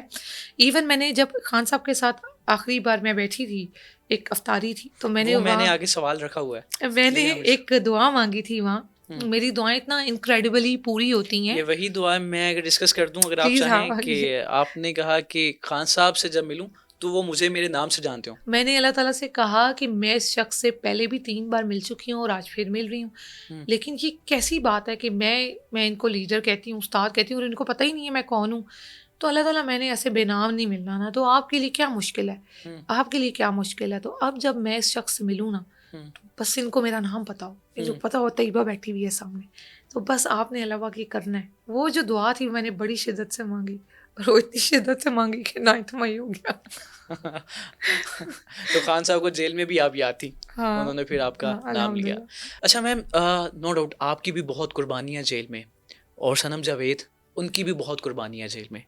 सनम जावेद को सेनेटर के लिए नामजद किया गया और एक जो बेहतरीन कॉन्स्टिट्यूंसी है जिसमें मरियम नवाज़ कैंडिडेट थी, उनके ओपोनेंट इनको टिकट देने का फैसला हुआ। लेकिन इसके अगर मैं मध्य मुकाबले आपको देखूं, ना कोई सेनेटर के लिए आपका कोई नाम गया, ना ही कोई आपको टिकट देने का फैसला किया गया। क्या टिकट आप नहीं लेना चाहती थी, सेनेटर आप नहीं बनना चाहती थी, ये मामला था, या फिर कोई और वजह आपको क्यों नहीं किसी भी चीज़ में नामजद किया गया? अच्छा, मैं ऐसे जानती नहीं हूँ, मैं बल्कि मुझे लगता है कि सियासत में लॉबिंग मैटर करती है, जो मैं क्योंकि इस साइड से नहीं हूँ कभी। Sanam's father is a very good worker in I think Peoples Party, तो उनको ये उतार चढ़ाव और ये चीज़ें सारी लॉबिंग वगैरह की आइडिया है, तो उन्होंने मे बी आई थिंक उन्होंने किसी तरीके से सनम जावेद जो थी वो लॉबिंग का हिस्सा है, मुझे नहीं पता, या उस वक्त हिस्सा थी? नहीं मुझे, क्योंकि हम तो अंदर थे ना, लेकिन वो जिस तरह से चीज़ें हो रही थी ना कि she was also expecting in jail की टिकट शायद मिलेगी, लेकिन फिर जब वो नहीं मिली थी तो वो बुरा भी उसको लगा था। कोई ऐसी शख्सियात या कुछ ऐसे लोग पर्दा के पीछे किसी से राब्ता था सनम जावेद का या इनके वालिद का? आई डोंट नो, बल्कि मैं कहूँगी कि मैं जितने सनम्स क्वेश्चन है उनको वेल लेफ्ट करना चाहूँगी कि वो ही अपने लिए जवाब दें, मैं नहीं जिक्र करना चाहूँगी। सनम जावेद कैसी दोस्त हैं? नहीं, हम लोग दोस्त नहीं हैं, और बाकी इस फिर कोई क्वेश्चन पीछे रहता नहीं है। अभी आपने पहले मुझे कहा कि मैं और सनम इकट्ठी लिबर्टी में गई। हाँ। इसका मतलब इकट्ठी गई, आपकी बातचीत तो होती होगी ना? बातचीत ज़मान पाक में होती थी, क्योंकि और आप तो इकट्ठी ही जाती थी। मैंने खुद आपको बेशतर दफ़ा इकट्ठे देखा है। हाँ बिल्कुल, कि हेलो हाय होगी, या मैं अब आपसे कभी भी मिलूं कहीं पे भी, तो अगर कहीं एक जगह से दूसरी जगह एक ओकेजन पे हैं, अगर एक घर एंटर हो रहे हैं या बाहर निकल रहे हैं उस गली में और मैं किसी को नहीं जानती, तो अगर मेरी आपसे सलाम दुआ है तो मैं कहूँगी अच्छा चलो एहतिशाम, फिर मैं आपके साथ भी चलना शुरू कर दूंगी कि चलो गली के नुक्कड़ तक इकट्ठे चले जाते हैं। तो ये वाला सीन था।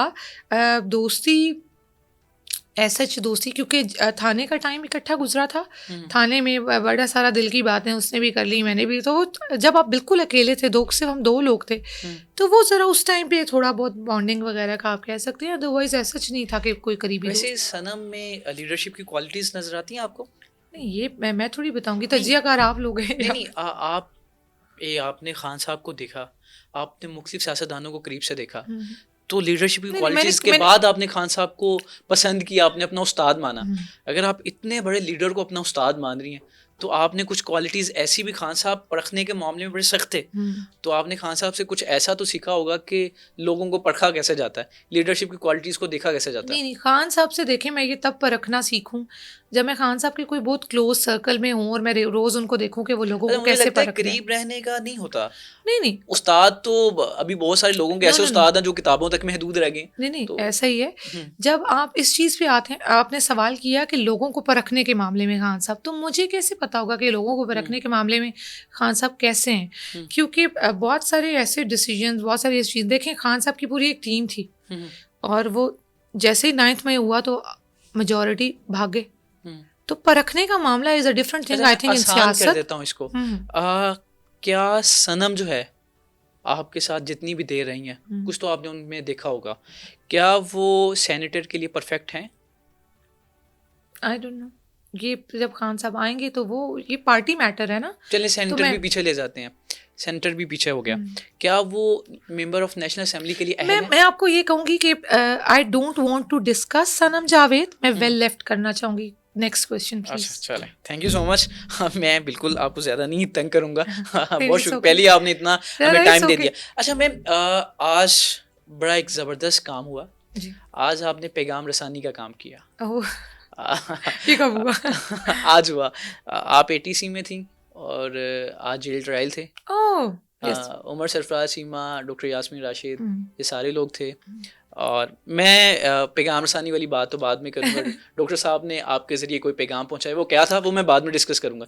लेकिन डॉक्टर साहिबा कैसी हैं? डॉक्टर साहिबा ठीक हैं बिल्कुल, अल्लाह का शुक्र है। बस ज़रा उनको सर्दियों में इशू होता है क्योंकि वो कैंसर सर्वाइवर हैं, तो वो डेली मेडिसिन वगैरह लेती हैं और कुछ मेडिसिन फिर उनको रिएक्ट कर जाती हैं, जैसे उनको खांसी वगैरह बहुत ज़्यादा होती है सर्दियों में। तो ठीक है वो बज़ाहिर दिखने में, लेकिन लास्ट टाइम जब मेरी मुलाकात हुई थी तो शी वॉजंट फाइन। मुझे वो लग रहा था कि उनकी तबीयत ख़राब है, तो आज भी वो मुझे सेहत के हवाले से डाउन लगी, लेकिन वो जोश में है उसी तरह। और जब भी हम बात करते हैं तो कहती हैं हाँ सुनाओ क्या हो रहा है बाहर। तो वो जो उनकी एक आप कह लो कि पावर है ना, विल पावर, वो बहुत स्ट्रांग है। डॉक्टर साहिबा के साथ जेल में वक्त गुजरा आपका? बहुत ज़्यादा। मैं डेली बेसिस पे उनको, एक टाइम था जब वो आवाज़ लगाती थी तैयबा, और मैं अपना कुरान पाक लेके जाके बैठ के उनको एक डेली होता था कि मैं उनको एक सूरा का तर्जुमा सुनाती थी। अच्छा माशाल्लाह। डेली। और क्या क्या यादें हैं डॉक्टर साहिबा? डॉक्टर साहिबा के साथ बहुत अच्छी याद है। डॉक्टर साहिबा, मेरी डॉक्टर साहिबा से स्टार्ट में तो बहुत ज़्यादा दोस्ती हो गई थी। मतलब उनकी अपने वो काम करने वाली लड़कियां थी वहाँ पे जेल में, लेकिन मुझे अच्छा लगता था कि उनकी प्लेट धो के उनके आगे रख दिया, खाना सबसे पहले सब पे, मतलब क्योंकि मैं बताया भी एक अकाउंट्स मैनेजर रही, फ्लोर मैनेजर रही, तो मैनेजमेंट का तो वो 9 साल कर करके ना वो एक आपके अंदर रच बस जाती है। तो उन लड़कियों को भी देखते रहना कि हाँ देखो खाना ठीक गर्म हो, डॉक्टर साहिबा आ रही हैं, आ गई हैं, बैठ गई हैं, खाना रखो, पानी रखो। वो मैनेजमेंट मैंने वहाँ पे भी बहुत की। और डॉक्टर साहिबा को फिर एंड तक शाम में पूछना डॉक्टर साहब आप ठीक हैं, खुद से जाके उनका हाथ पैर मल देना कि नहीं फलां आ रही है। तो बहुत अच्छी यादें डॉक्टर साहिबा के साथ मेरी गुजरी। अच्छा मैंने सुना है कि वो सीजन्स वगैरह जेल में बड़ा शौक से देखती हैं नेटफ्लिक्स के, कुछ ऐसा है? नहीं नेटफ्लिक्स नहीं लगा हुआ वहाँ, वो बुक रीडिंग बहुत ज़्यादा। अच्छा डॉक्टर साहब आप तक आई थिंक 100 से अबव बुक्स पढ़ चुकी हूँ। आपसे पहले हमारे सामने एक ऐसे ही पीटीआई की खातून बैठी थी और वो भी आप अब तो दोस्त नहीं कह सकता, मैं समझता दोस्त है सनम जावेद। उन्होंने कहा कि वो नेटफ्लिक्स सीजन बड़े शौक से देखती हैं। नहीं वो बाहर थी तो देखती हूँ कि वहाँ वो जेल की बात बता रही थी। हाँ ऐसा कुछ नहीं था। नहीं वहाँ नेटफ्लिक्स सीजन नहीं चल रहे, नेटफ्लिक्स नहीं लगा हुआ वहाँ। केबल पे अगर कोई सीजन नेटफ्लिक्स का कोई उस पर आ जाए, उसकी टाइमिंग्स वगैरह हो किसी चैनल पे, तो वो देख लें। वो डिस्कशंस करते थे आपस में, लेकिन वहाँ पे नेटफ्लिक्स अवेलेबल नहीं है, जेल में नहीं है। अच्छा बिल्कुल ठीक है। मैंने एक तस्वीर देखी, मुझे वो तस्वीर देख के जो मेरे एहसासात थे अगर मैं बता सकूं, एक बेटी है जो कि 10 महीने के बाद रिहा हो रही है और वो अपने बाप के गले के साथ सर लगाती है और बाप की भी आंखें नम होती हैं और बेटी मैं तो खूब रोई थी अभी भी। Even I think I am emotional, I need tissue please. नहीं हाँ that was an emotional moment. आज भी मैं उसको नहीं प्रॉपर्ली याद कर सकती। मैं तो बहुत रोई थी, बहुत ज़्यादा रोई थी। मैं ये बताना चाह रहा हूँ कि बाप और बेटी की मोहब्बत नो डाउट इस्लाम में भी बड़ा, रसूलुल्लाह सल्लल्लाहु अलैहि वसल्लम को अपनी बेटी से बड़ी मोहब्बत थी और वो आते थे, बेटी आती तो खड़े हो जाते थे। इसलिए जब बाप और बेटी मिलती है, मैं तो मैम क्या था वो जब मिली 10 माह के बाद मिल रहे थे, हुआ क्या था, वो क्या था, वो उसका पस मंज़र क्या था? हाँ तकरीबन 10 माह के बाद 9 महीने 13 दिन बाद। अच्छा तो एक्चुअली जब मैं जेल से निकली तो मुझे यही था कि दोबारा से अरेस्ट हो जाऊंगी, क्योंकि सुनने में यही आ रहा था। और मेरी क्योंकि पहली बेल हुई थी, सबकी बेल्स होती थी लेकिन मेरी और आलिया की 9.25 महीने कोई बेल नहीं हुई। और 9:15 बाद जब मैं निकली तो मैं बिल्कुल रेडी थी कि मैंने अब थाने जाना है, अरेस्ट हो जाऊंगी, रात थाने में गुजरेगी, कल भी थाने में रहना होगा, जुम्मा हफ्ते का दिन, जुम्मा का दिन था।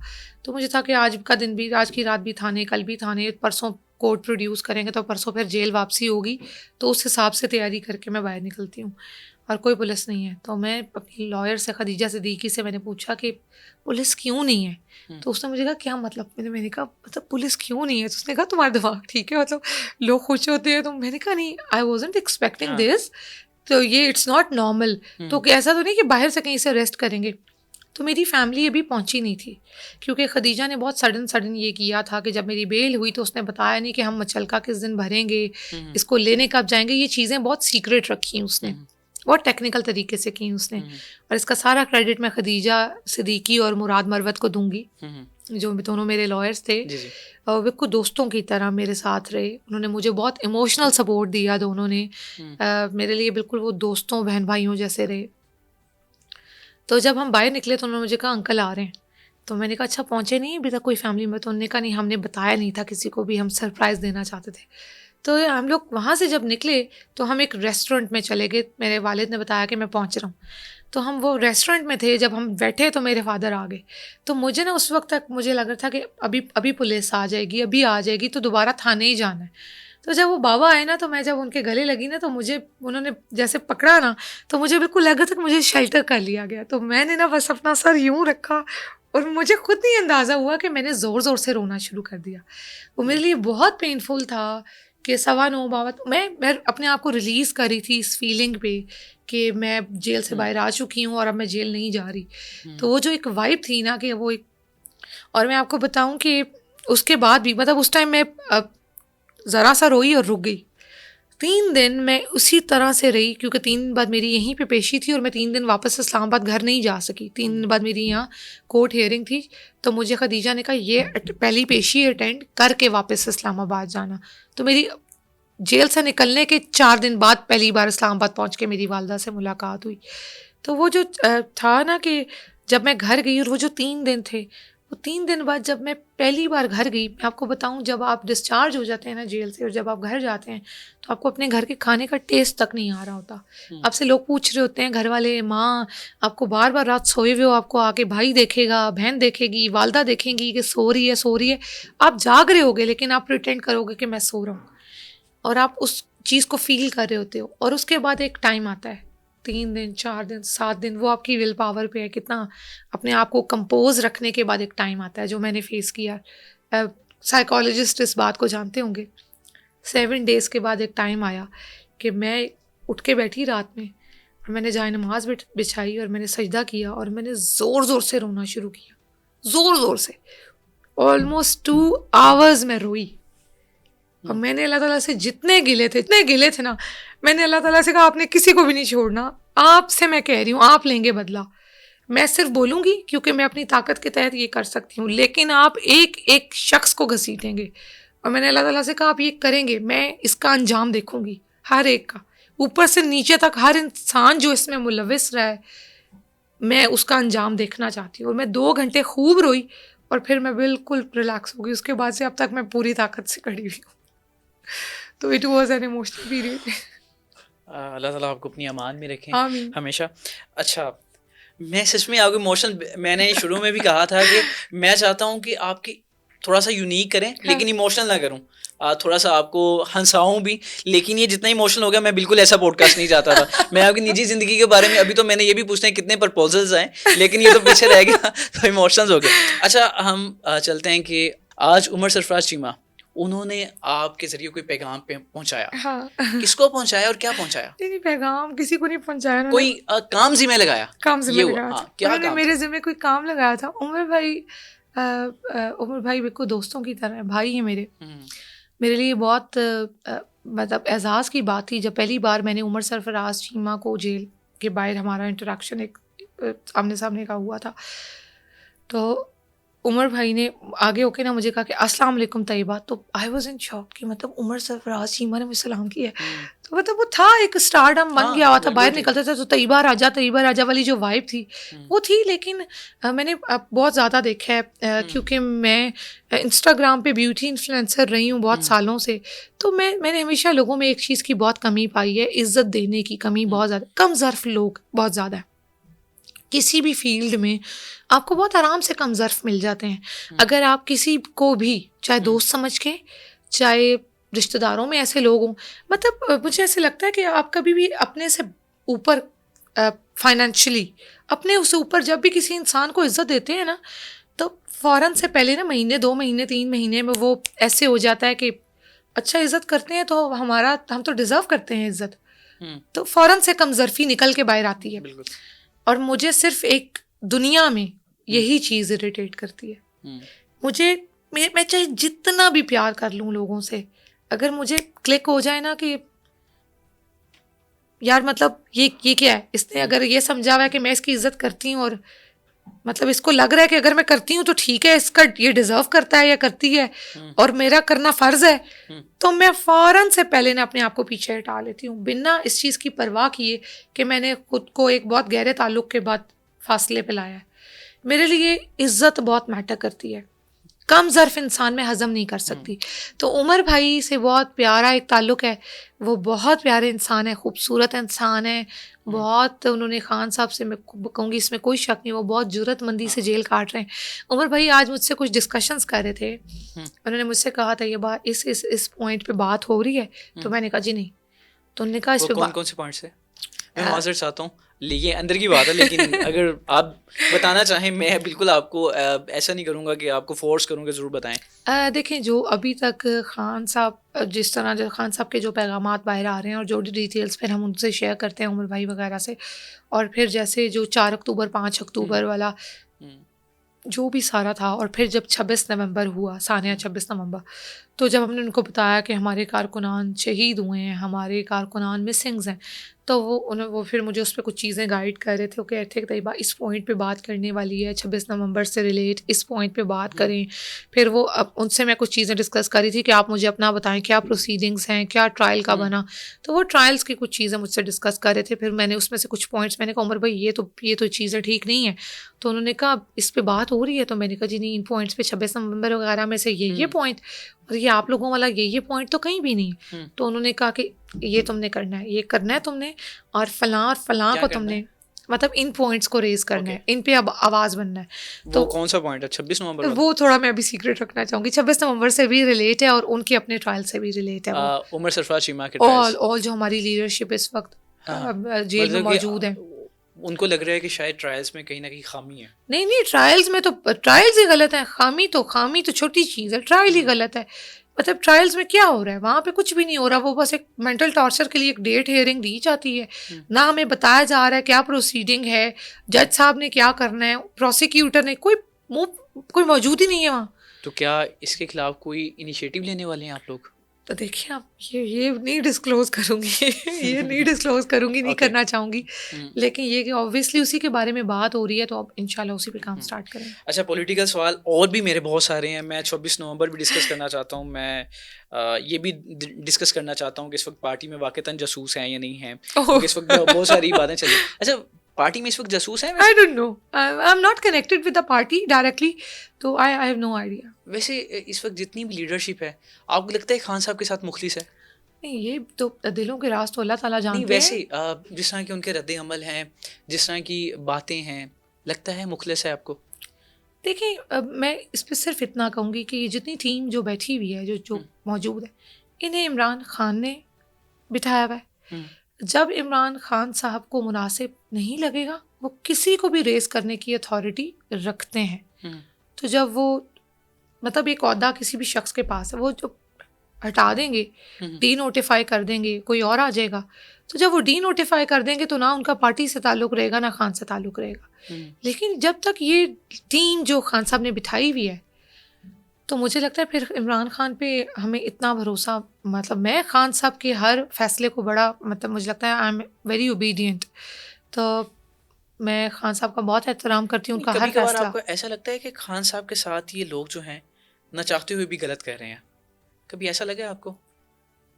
फिर से मैं वो कहूँगी, अगर मैं 9.25 महीने जेल में खान थी, साहब को पता ही नहीं है कि मेरे साथ क्या हो रहा है, लेकिन एज अ ऐसा नहीं वर्कर हो आपको लगता है कि बाहर कुछ मुझे ऐसा हो रहा है? नहीं, मैं इस बात से वो नहीं करती, इत्तेफाक नहीं करती। कैसे नहीं पता होगा कि क्या हो रहा है? उनकी बहन मिलती हैं उनसे जाके, उनकी वाइफ जाके मिलती हैं, तो ये कैसे हो सकता है कि उनको ना पता हो कि क्या हो रहा है? अभी मुज़ाकरात चल रहे हैं? सुनने में आया। नहीं, आपके तो ताल्लुकात बहुत ज़बरदस्त हो गए होंगे। नहीं मैं मैं तो आप असेंबली में जाती हैं, बैरिस्टर गौहर जो चेयरमैन हैं वो आपके सर पे हाथ रखते हैं, नहीं खड़े नहीं, वो होते हैं। सनम थी, और नहीं आप भी वो सेंट्रल ऑफिस की वीडियो थी। सॉरी सेंट्रल ऑफिस की, सेंट्रल। बिल्कुल ठीक है। और भी जितनी लीडरशिप है वो बहुत मोहब्बत करती है आपके साथ, नो डाउट। तो ताल्लुकात तो बहुत ज़बरदस्त हो गए हैं आपके। अब तो अंदर की खबरें तो हो गई आपके पास, बुशरा अभी भी मुज़ाकरात भी कर रही हैं नहीं मेरा, पेशावर में, कुछ ऐसा है? मैं मुज़ाकरात के बारे में, अच्छा मैं आपको बताऊँ, लोगों को बड़ा लगता है कि बड़े कोई क्लोज हैं हम लोग पार्टी के, तो हमें सारे सीक्रेट्स पता होंगे। आप यकीन करें, मैं डायरेक्टली पार्टी में किसी से भी कनेक्ट नहीं हूँ, किसी से भी। मुझे अक्सर कहा जाता है फला, अच्छा मेरे पास सबके कॉन्टेक्ट नंबर्स हैं, लेकिन मैंने ये नहीं किया कि आपका क्या हाल है और आपका, मैं ये नहीं कर सकती। मैं ये इसलिए नहीं कर सकती कि सिचुएशन क्लियर नहीं है।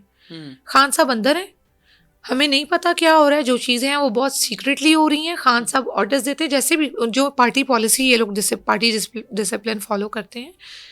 तो अगर कहीं मेरे माइंड में आता है कि यार ये चीज़ गलत हुई है, तो फिर मैं देखती हूँ कि मैं इस सवाल का जवाब किससे मांगूँ। तो करंट सिचुएशन ये है कि उस सवाल का जवाब आप किसी से भी मांग लो, वो कोई देगा ही नहीं। बस मैम आखिरी पॉलिटिकल सवाल है कि आपने कल भी ट्वीट की, गोली क्यों चलाई? यस, आज भी की आज है, भी की। ठीक है। आप रोज़ाना ट्वीट करते हैं गोली क्यों चलाई, कुछ Yes. लोग भूल जाते हैं, आप नहीं भूलती। अच्छा आप बताएं गोली क्यों चलाई और किसने चलाई? आपको क्या लगता है? स्टेट ने चलाई, गोली चली है? एजेंसीज ने चलाई, हमारे इदारों ने चलाई। वहाँ रेंजर्स थी, वहाँ फौज थी। आप मौजूद थी वहाँ पे? यस। कौन सी जगह मौजूद थी आप? मैं कुलसूम इंटरनेशनल से 1 किलोमीटर आगे, मैं मेट्रो स्टेशन से बिल्कुल आगे बैठी हुई थी। हाँ मैं वहाँ पूरा दिन बैठी थी। ओके।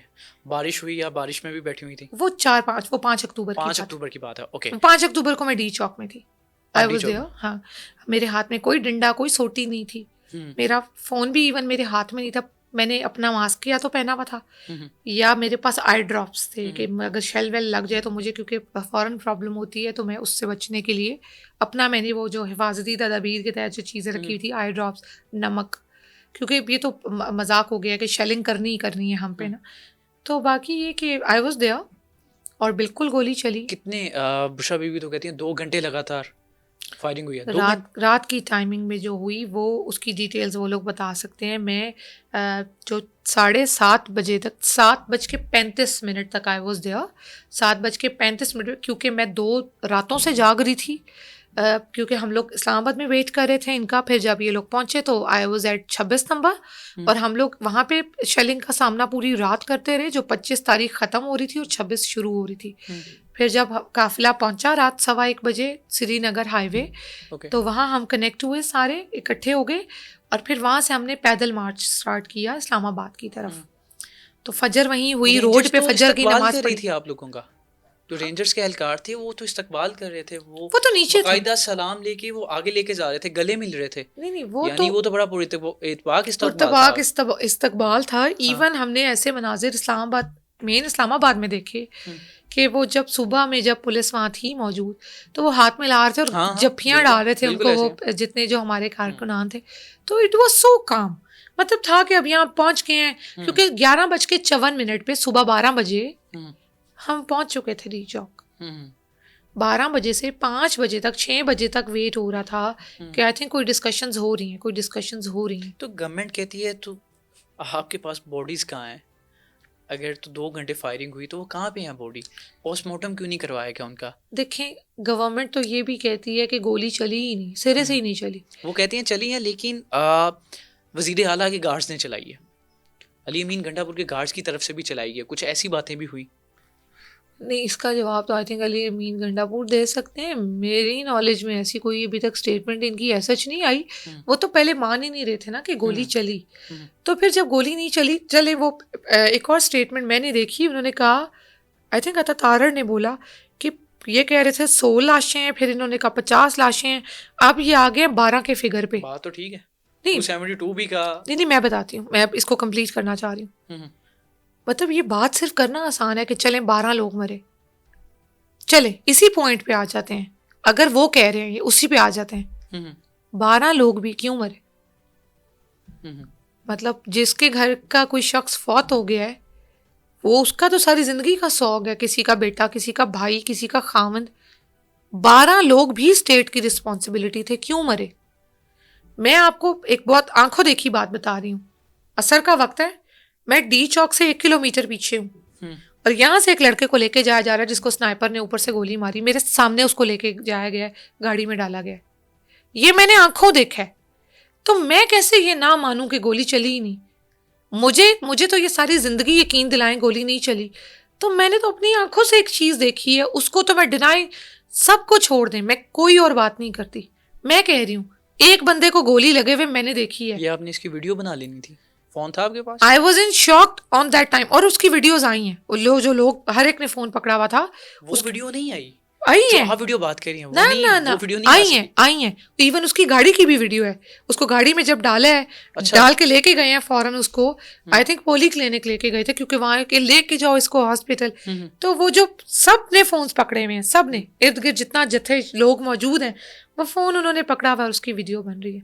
तो ये इतना खुले आम हुआ है, और मेरे लिए बहुत शॉकिंग था कि we are in Islamabad, main hub है हम, ये किसी दूर दराज के गांव में या लैया में या बॉर्डर पे नहीं हो रहा, आप इस्लामाबाद में खड़े हो, दारुल खिलाफा में, और वहां ये हुआ है। तो मुझे तो बिल्कुल सवाल तो ये है ना, ये मेरा जब आप, तो यही तो सवाल है, गोली क्यों लेकर जाते हैं तो आप कहते हैं कि आप पहले भी आपने पार्लियामेंट पे हमला किया हुआ है, आपने जिन्ना हाउस को तोड़ा हुआ है, तो दोबारा आप इस तरह की इरादे लेकर आएंगे, फोर्सेस तो आपको रोकेगी ना? नहीं, क्योंकि आपका बैकग्राउंड तो बहुत बुरा है ना, आपने तो स्टेट के खिलाफ बहुत चीजें ऐसी की। देखो एहतिशाम, मैं आपको एक चीज समझाती हूँ, मैं सिर्फ अपनी बात करती हूँ, सबको यहाँ यहीं छोड़ते हैं, सब कुछ यहाँ साइड पे रखते हैं। मैं तैयबा राजा हूँ, मैंने जिना हाउस के अंदर पाँव नहीं रखा, मैं किसी भी तरह से पार्टी से कनेक्ट नहीं थी, मुझे किसी ने ऑर्डर नहीं दिया कि जिना हाउस जलाना है, फलां करना है, फलां करना है। अबाद फारूक ऑर्डर दे रहा था? नो मैं अबाद फारूक को ना मैं नहीं जानती ना, अबाद फारूक को आप नहीं जानती, इसका मतलब ये तो नहीं है कि पीटीआई बिल्कुल पाक है। ना मैं इसी को एक्सप्लेन करना चाह रही हूँ। चलें, मैंने आपसे कहा बाकी सारी चीजें साइड पे रखते हैं, बिल्कुल ठीक है। मैं अपनी बात कर रही हूँ सिर्फ इस वक्त सिंगल तैयबा राजा की। मुझ पे केस आया जिना हाउस हमला, मुझे पता है, मेरी ज़ात जानती है या ऊपर अल्लाह ताला की ज़ात जानती है कि इट्स अ फेक केस, मैं किसी भी तरह इसमें इन्वॉल्व नहीं हूँ। उसके बाद मुझ पे अगला केस हुआ FIA का, पंजाब कॉलेज हादसा में सोशल मीडिया पे इंतशार फैलाने का। अब उसमें जो मेरी वीडियो इन्होंने पोस्ट की हुई है FIA के केस में, वो वीडियो है मुल्तान के एक बाइक प्रोटेस्ट की, जिसमें लड़के बाइक्स पे स्टूडेंट्स बैठे हुए हैं, और वो कह रहे हैं, उन्होंने बोला, वो बोल रहे हैं वी वॉन्ट जस्टिस, यस, वो they are saying we want justice, और मैंने उसके ऊपर लिखा पंजाबी में कि ये लें आज़ाद करा लें पाकिस्तान, एलो होन करा लो आज़ाद सब, ये लिखा हुआ है। उसको इन्होंने डाल दिया कि इंतशार फैला रही हैं। सेकंड चीज़, थर्ड, अब जब ये जो अब तीसरा केस जो इन्होंने कोई मुझ पे किया हुआ है FIA का, तो 1 by 1 जो मैंने सिर्फ पर्सनल अपनी बात कर रही हूँ कि मैं बैठ के सोचती हूँ कि ये कितने बड़े झूठे और मुनाफिक हैं, कैसे झूठ बोलते हैं।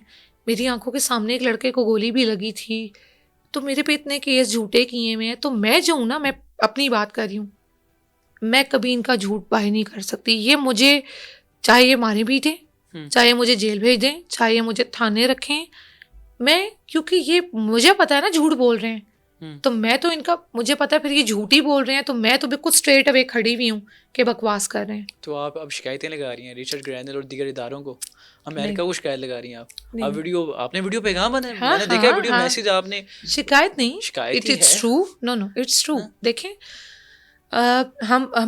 मेरा मानना है, हमारा मानना है कि जोए बाइडेन एडमिनिस्ट्रेशन के जो 2 लोग थे जो मेन कारिंदे थे, विक्टोरिया न्यूलैंड और डोनाल्ड लू, ये रजीम चेंज के अमेरिका की तरफ से मेन किरदार रहे, जॉय बाइडेन एडमिनिस्ट्रेशन इसमें डायरेक्टली इन्वॉल्व रही है, हम कहते रहे हैं, मानते रहे हैं। बिल्कुल। अब वो जो अपना नैरेटिव देते हैं कि झूठ बोलते हैं, अगर झूठ बोल रही हूँ तो मैंने तो सोशल मीडिया पे डाली है ना, उन तक भी तो आवाज़ गई होगी ना। अगर झूठ बोलती हूँ तो फिर अब उनको कहें कि मुझ पे केस कर लें, यही हो सकता है। आपको लगता है कि अमेरिका में करैक्टर तब्दील हो सकते हैं, उनका किरदार तब्दील हो सकता है?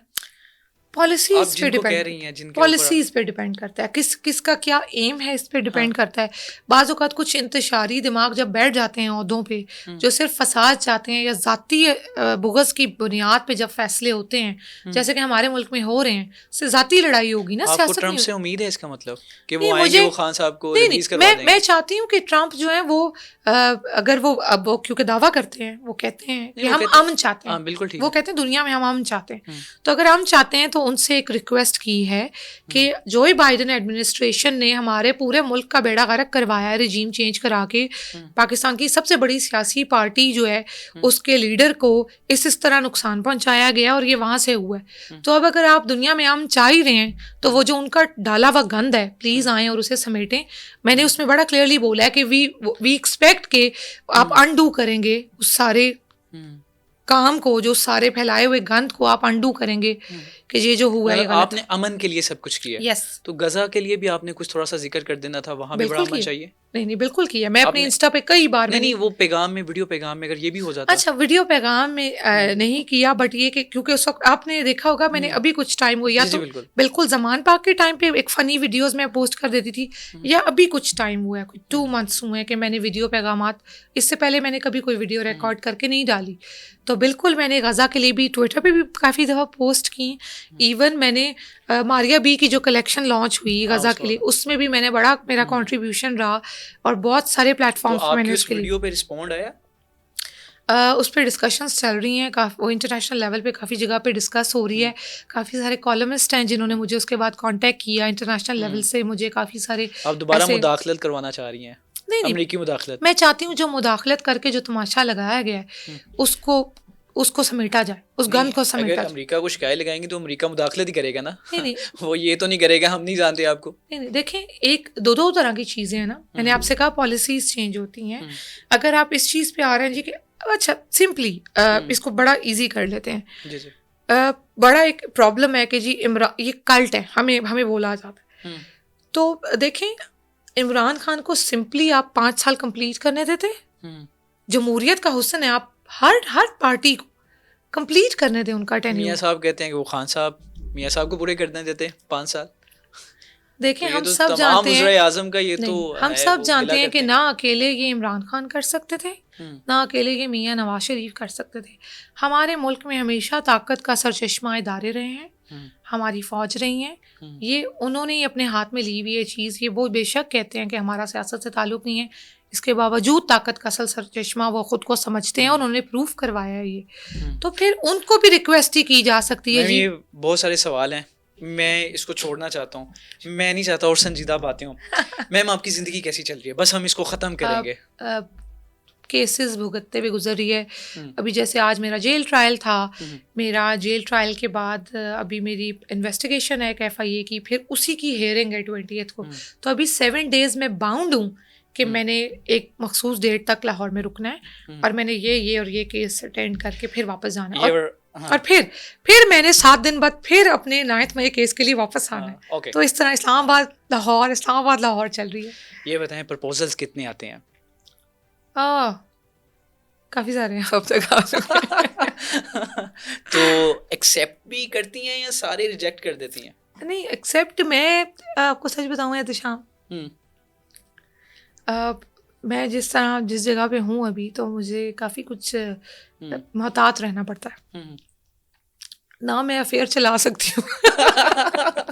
बिल्कुल ठीक है, क्योंकि वो जो एक भोंडा मजाक है ना हमारे मुल्क में कि आपकी कोई प्राइवेसी नहीं है, मुझे उससे बहुत डर लगता है। मुझे अल्लाह ताला ने बहुत इज्जत दी और मैं रिप्लाई करते हुए बहुत इंतजार, मैंने देखा, मैंने आपको प्रपोजल भेजा वो पॉडकास्ट का, वो आपने मुझे बड़ा इंतजार करवाया।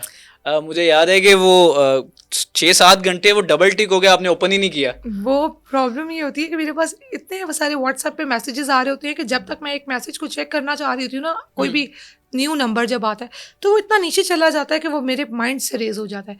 मैं वंस इन अ वीक फिर अनरीड का ऑप्शन थैंक गॉड व्हाट्सएप पे आ गया, मैं उसको क्लिक करके देखती हूँ कि क्या क्या मैसेज रह गया, ठीक है, वरना वो कहीं नीचे ही चले जाते तो मैं भूल जाती हूँ। तो लास्ट का प्रपोजल आया?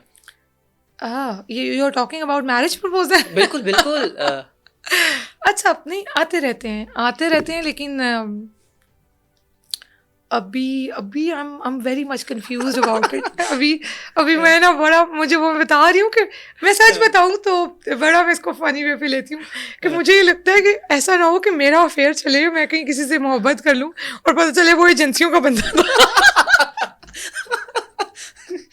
तो ना मेरे होता है कि यार ये क्या बकवास है, मतलब ऐसा ना हो कि ये देखे जी तैयबा राजा की रोमांटिक चैट है तो वो बुलशिट, वो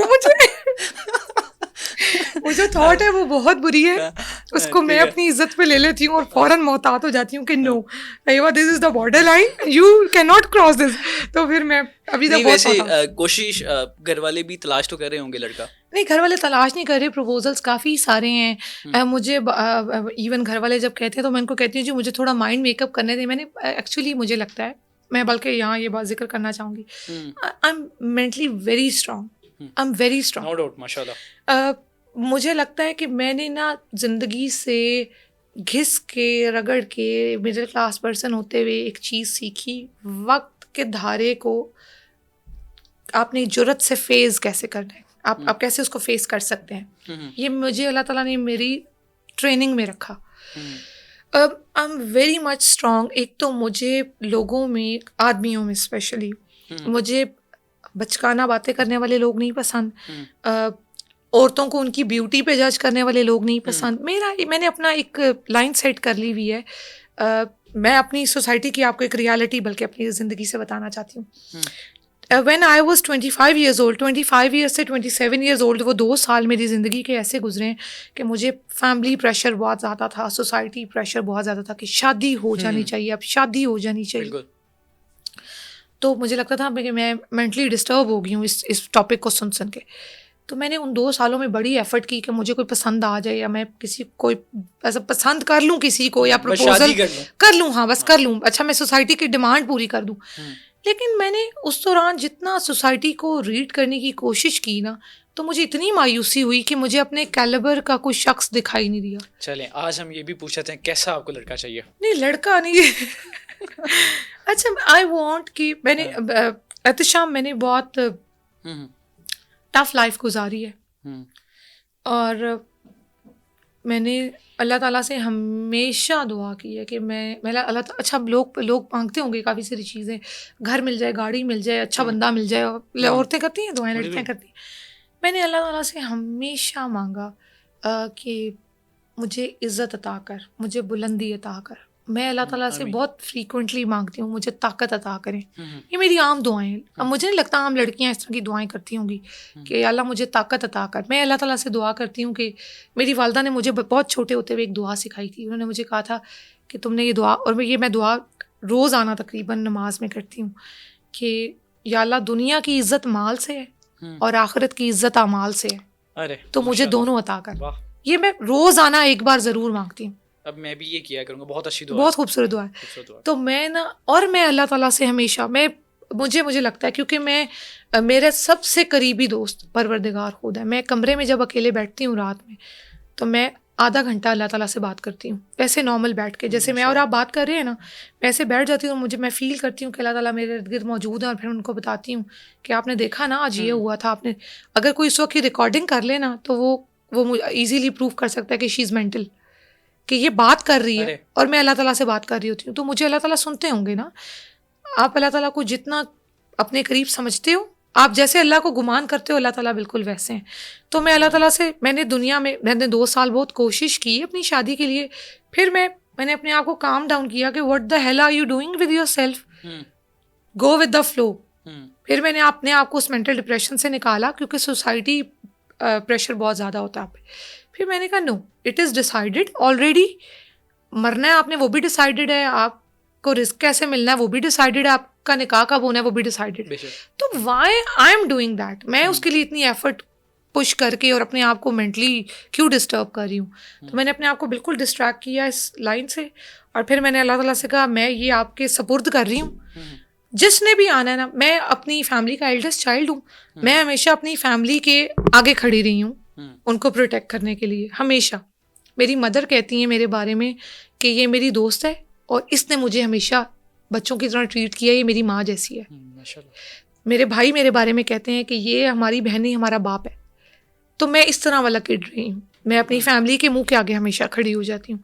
तो आई रियली वॉन्ट, मैं ये बड़ा पहली बार ओपनली बोल रही हूँ, आई रियली वॉन्ट कि दुनिया में कोई एक इंसान ऐसा हो जो जिसको पता हो कि ये दिस इज़ तैयबा राजा और ये इतने ही अपने लफ्ज़ों पे मुतमईन है, जैसा ये बोलती है ये बिल्कुल वैसी ही है, और वो खुद से मेरे मुंह के आगे मौजूद रहे कि ओके ये रहा, मैं पीछे होकर आराम से बैठ जाऊँ। तो आई रियली वॉन्ट दिस, और मुझे पता है कि जब भी राइट टाइम आएगा कोई ना कोई ऐसे आ जाएगा, तो मैं नहीं इस पे कोशिश नहीं करना चाहती। इंशाल्लाह वो टाइम इंशाल्लाह। और मैं बिल्कुल इस उम्मीद पे नहीं हूँ कि अगर ऐसा ना हुआ तो मेरी ज़िंदगी रह जाएगी। आई am very happy with my life. Khan साहब के लिए कोई पैगाम, कोई ऐसी चीज़ जो आपने दिल में छुपा रखी है खान साहब के लिए, वो क्या है, वो आप दे सकती हैं, और फिर हम इसको क्लोज करेंगे।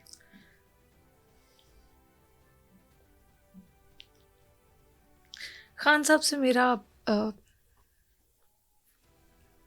बड़ा रूहानी ताल्लुक़ है। 2019 में मुझे इंसोमिया हो गया था, मैं सो नहीं पाती थी। तो अब मैं पूरी रात नवाफिल पढ़ा करती थी सोने के लिए, कि मैं पढ़ती रहती थी और मैं सजदे में सो जाती थी। 2019 में खान साहब की हुकूमत थी, शब बारात आई और मैं एक रात, और उससे पहले मैं बिल्कुल नॉर्मल जानती थी इमरान खान हैं, और मैंने 2018 में खान साहब को वोट्स डलवाए थे अपने इलाके से, नॉर्मल पब्लिक पर्सन होते हुए। तो मेरी कोई ऐसी एफिलिएशन नहीं थी इमरान खान से, नॉर्मल जानती थी बस मैं कि हाँ इमरान खान लीडर हैं, और ये बाकी कोई एफिलिएशन नहीं थी। तो मैं नवाफिल पढ़ रही थी और मैं क़नूदगी में चली गई। मैंने अल्लाह ताला से कहा कि मैंने शब बारात और देखें मैंने इतने सारे नवाफिल पढ़ लिए हैं और अब मैं ना सोना चाहती हूँ, तो मेरा सर खाली करें। मैंने फ़लाँ के लिए भी दुआ मांग ली, फ़लाँ ददियाल ननियाल में फैमिली में सब के लिए दुआएं मांग ली हैं। तो अगर कोई रह गया ना मेरी दुआ के लिए, तो बस अब आप जाने, अब देख लीजिएगा, आप तो अल्लाह पाक हैं, आपको सब पता है। तो मैं ना सोना चाहती हूँ, बस अब मेरा सर खाली करे और मैं सो जाऊँ। तो बिल्कुल मैंने अपने आप को एक किनारे पे पाया कि बिल्कुल अंधेरा है, मेरी आंखें, मैंने एक विजन देखा कि मैं बिल्कुल अपने ध्यान में हूँ, मैंने सजदा दिया, मैं सजदे में थी मैं। तो मैंने बिल्कुल अपने आप को एक खला में पाया कि मैं अब सो सकती हूँ। एक झोंका मुझे नींद का आया, एक सवाल उभरा ज़हन में कि कोई मतलब किसी को दुआ की ज़रूरत तो नहीं थी कहीं। तो आप यकीन करें, ये मेरी लाइफ का एक बहुत, मैंने क्योंकि उठ के ये बात अपनी अम्मी को बताई थी और मेरे बहुत सारे दोस्तों को, करीबी दोस्तों को ये बात पता है। मैंने अल्लाह ताला से कहा कि मतलब सबके लिए दुआ होगी, कोई नहीं बचाना, तो अब मैं सो सकती हूँ। तो मैंने एक चेहरा देखा और वो खान साहब का था, और इंस्टेंटली मेरी नींद उड़ गई और मैं उठ के बैठी। तो मैंने अपने आप को झटका कि इमरान खान। तो फिर मैंने 2 मिनट लगे मुझे रियलाइज़ करने में कि मेरे पूरी रात में कहीं कहीं इमरान खान मेरी खोपड़ी में थे, कहीं मेरे दिमाग में कहीं कोई बात गुजरी हो कि मुझे नींद के इस झोंके में कहीं ख्याल आया। तो मुझे अंदाज़ा हुआ नहीं। फिर मुझे अजीब सा लगा कि क्या मतलब उनके लिए दुआ करनी है, क्या करना है। मैंने अपने आप को वापस उस फेज़ में लाया और मैंने अपने हाथ फैलाए और मैंने उनके लिए आधा घंटा दुआ मांगी कि जो भी था, ये जो भी मेरे साथ अभी हुआ है, अगर उनको ज़रूरत है। और मेरे जहन में जो चीज़ थी वो ये थी कि हाकिम वक्त है वो, उसको मेरी दुआ की क्या ज़रूरत है।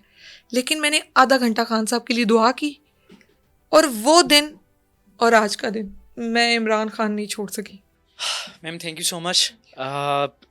मुझे तो बहुत ज़बरदस्त लगा बात करके।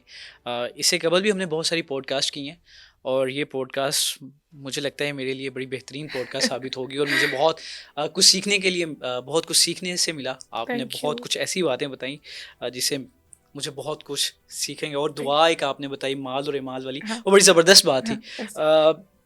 तैयबा राजा नो डाउट आप बहुत पसंद करते हैं, बहुत मोहब्बत देते हैं इन्हें।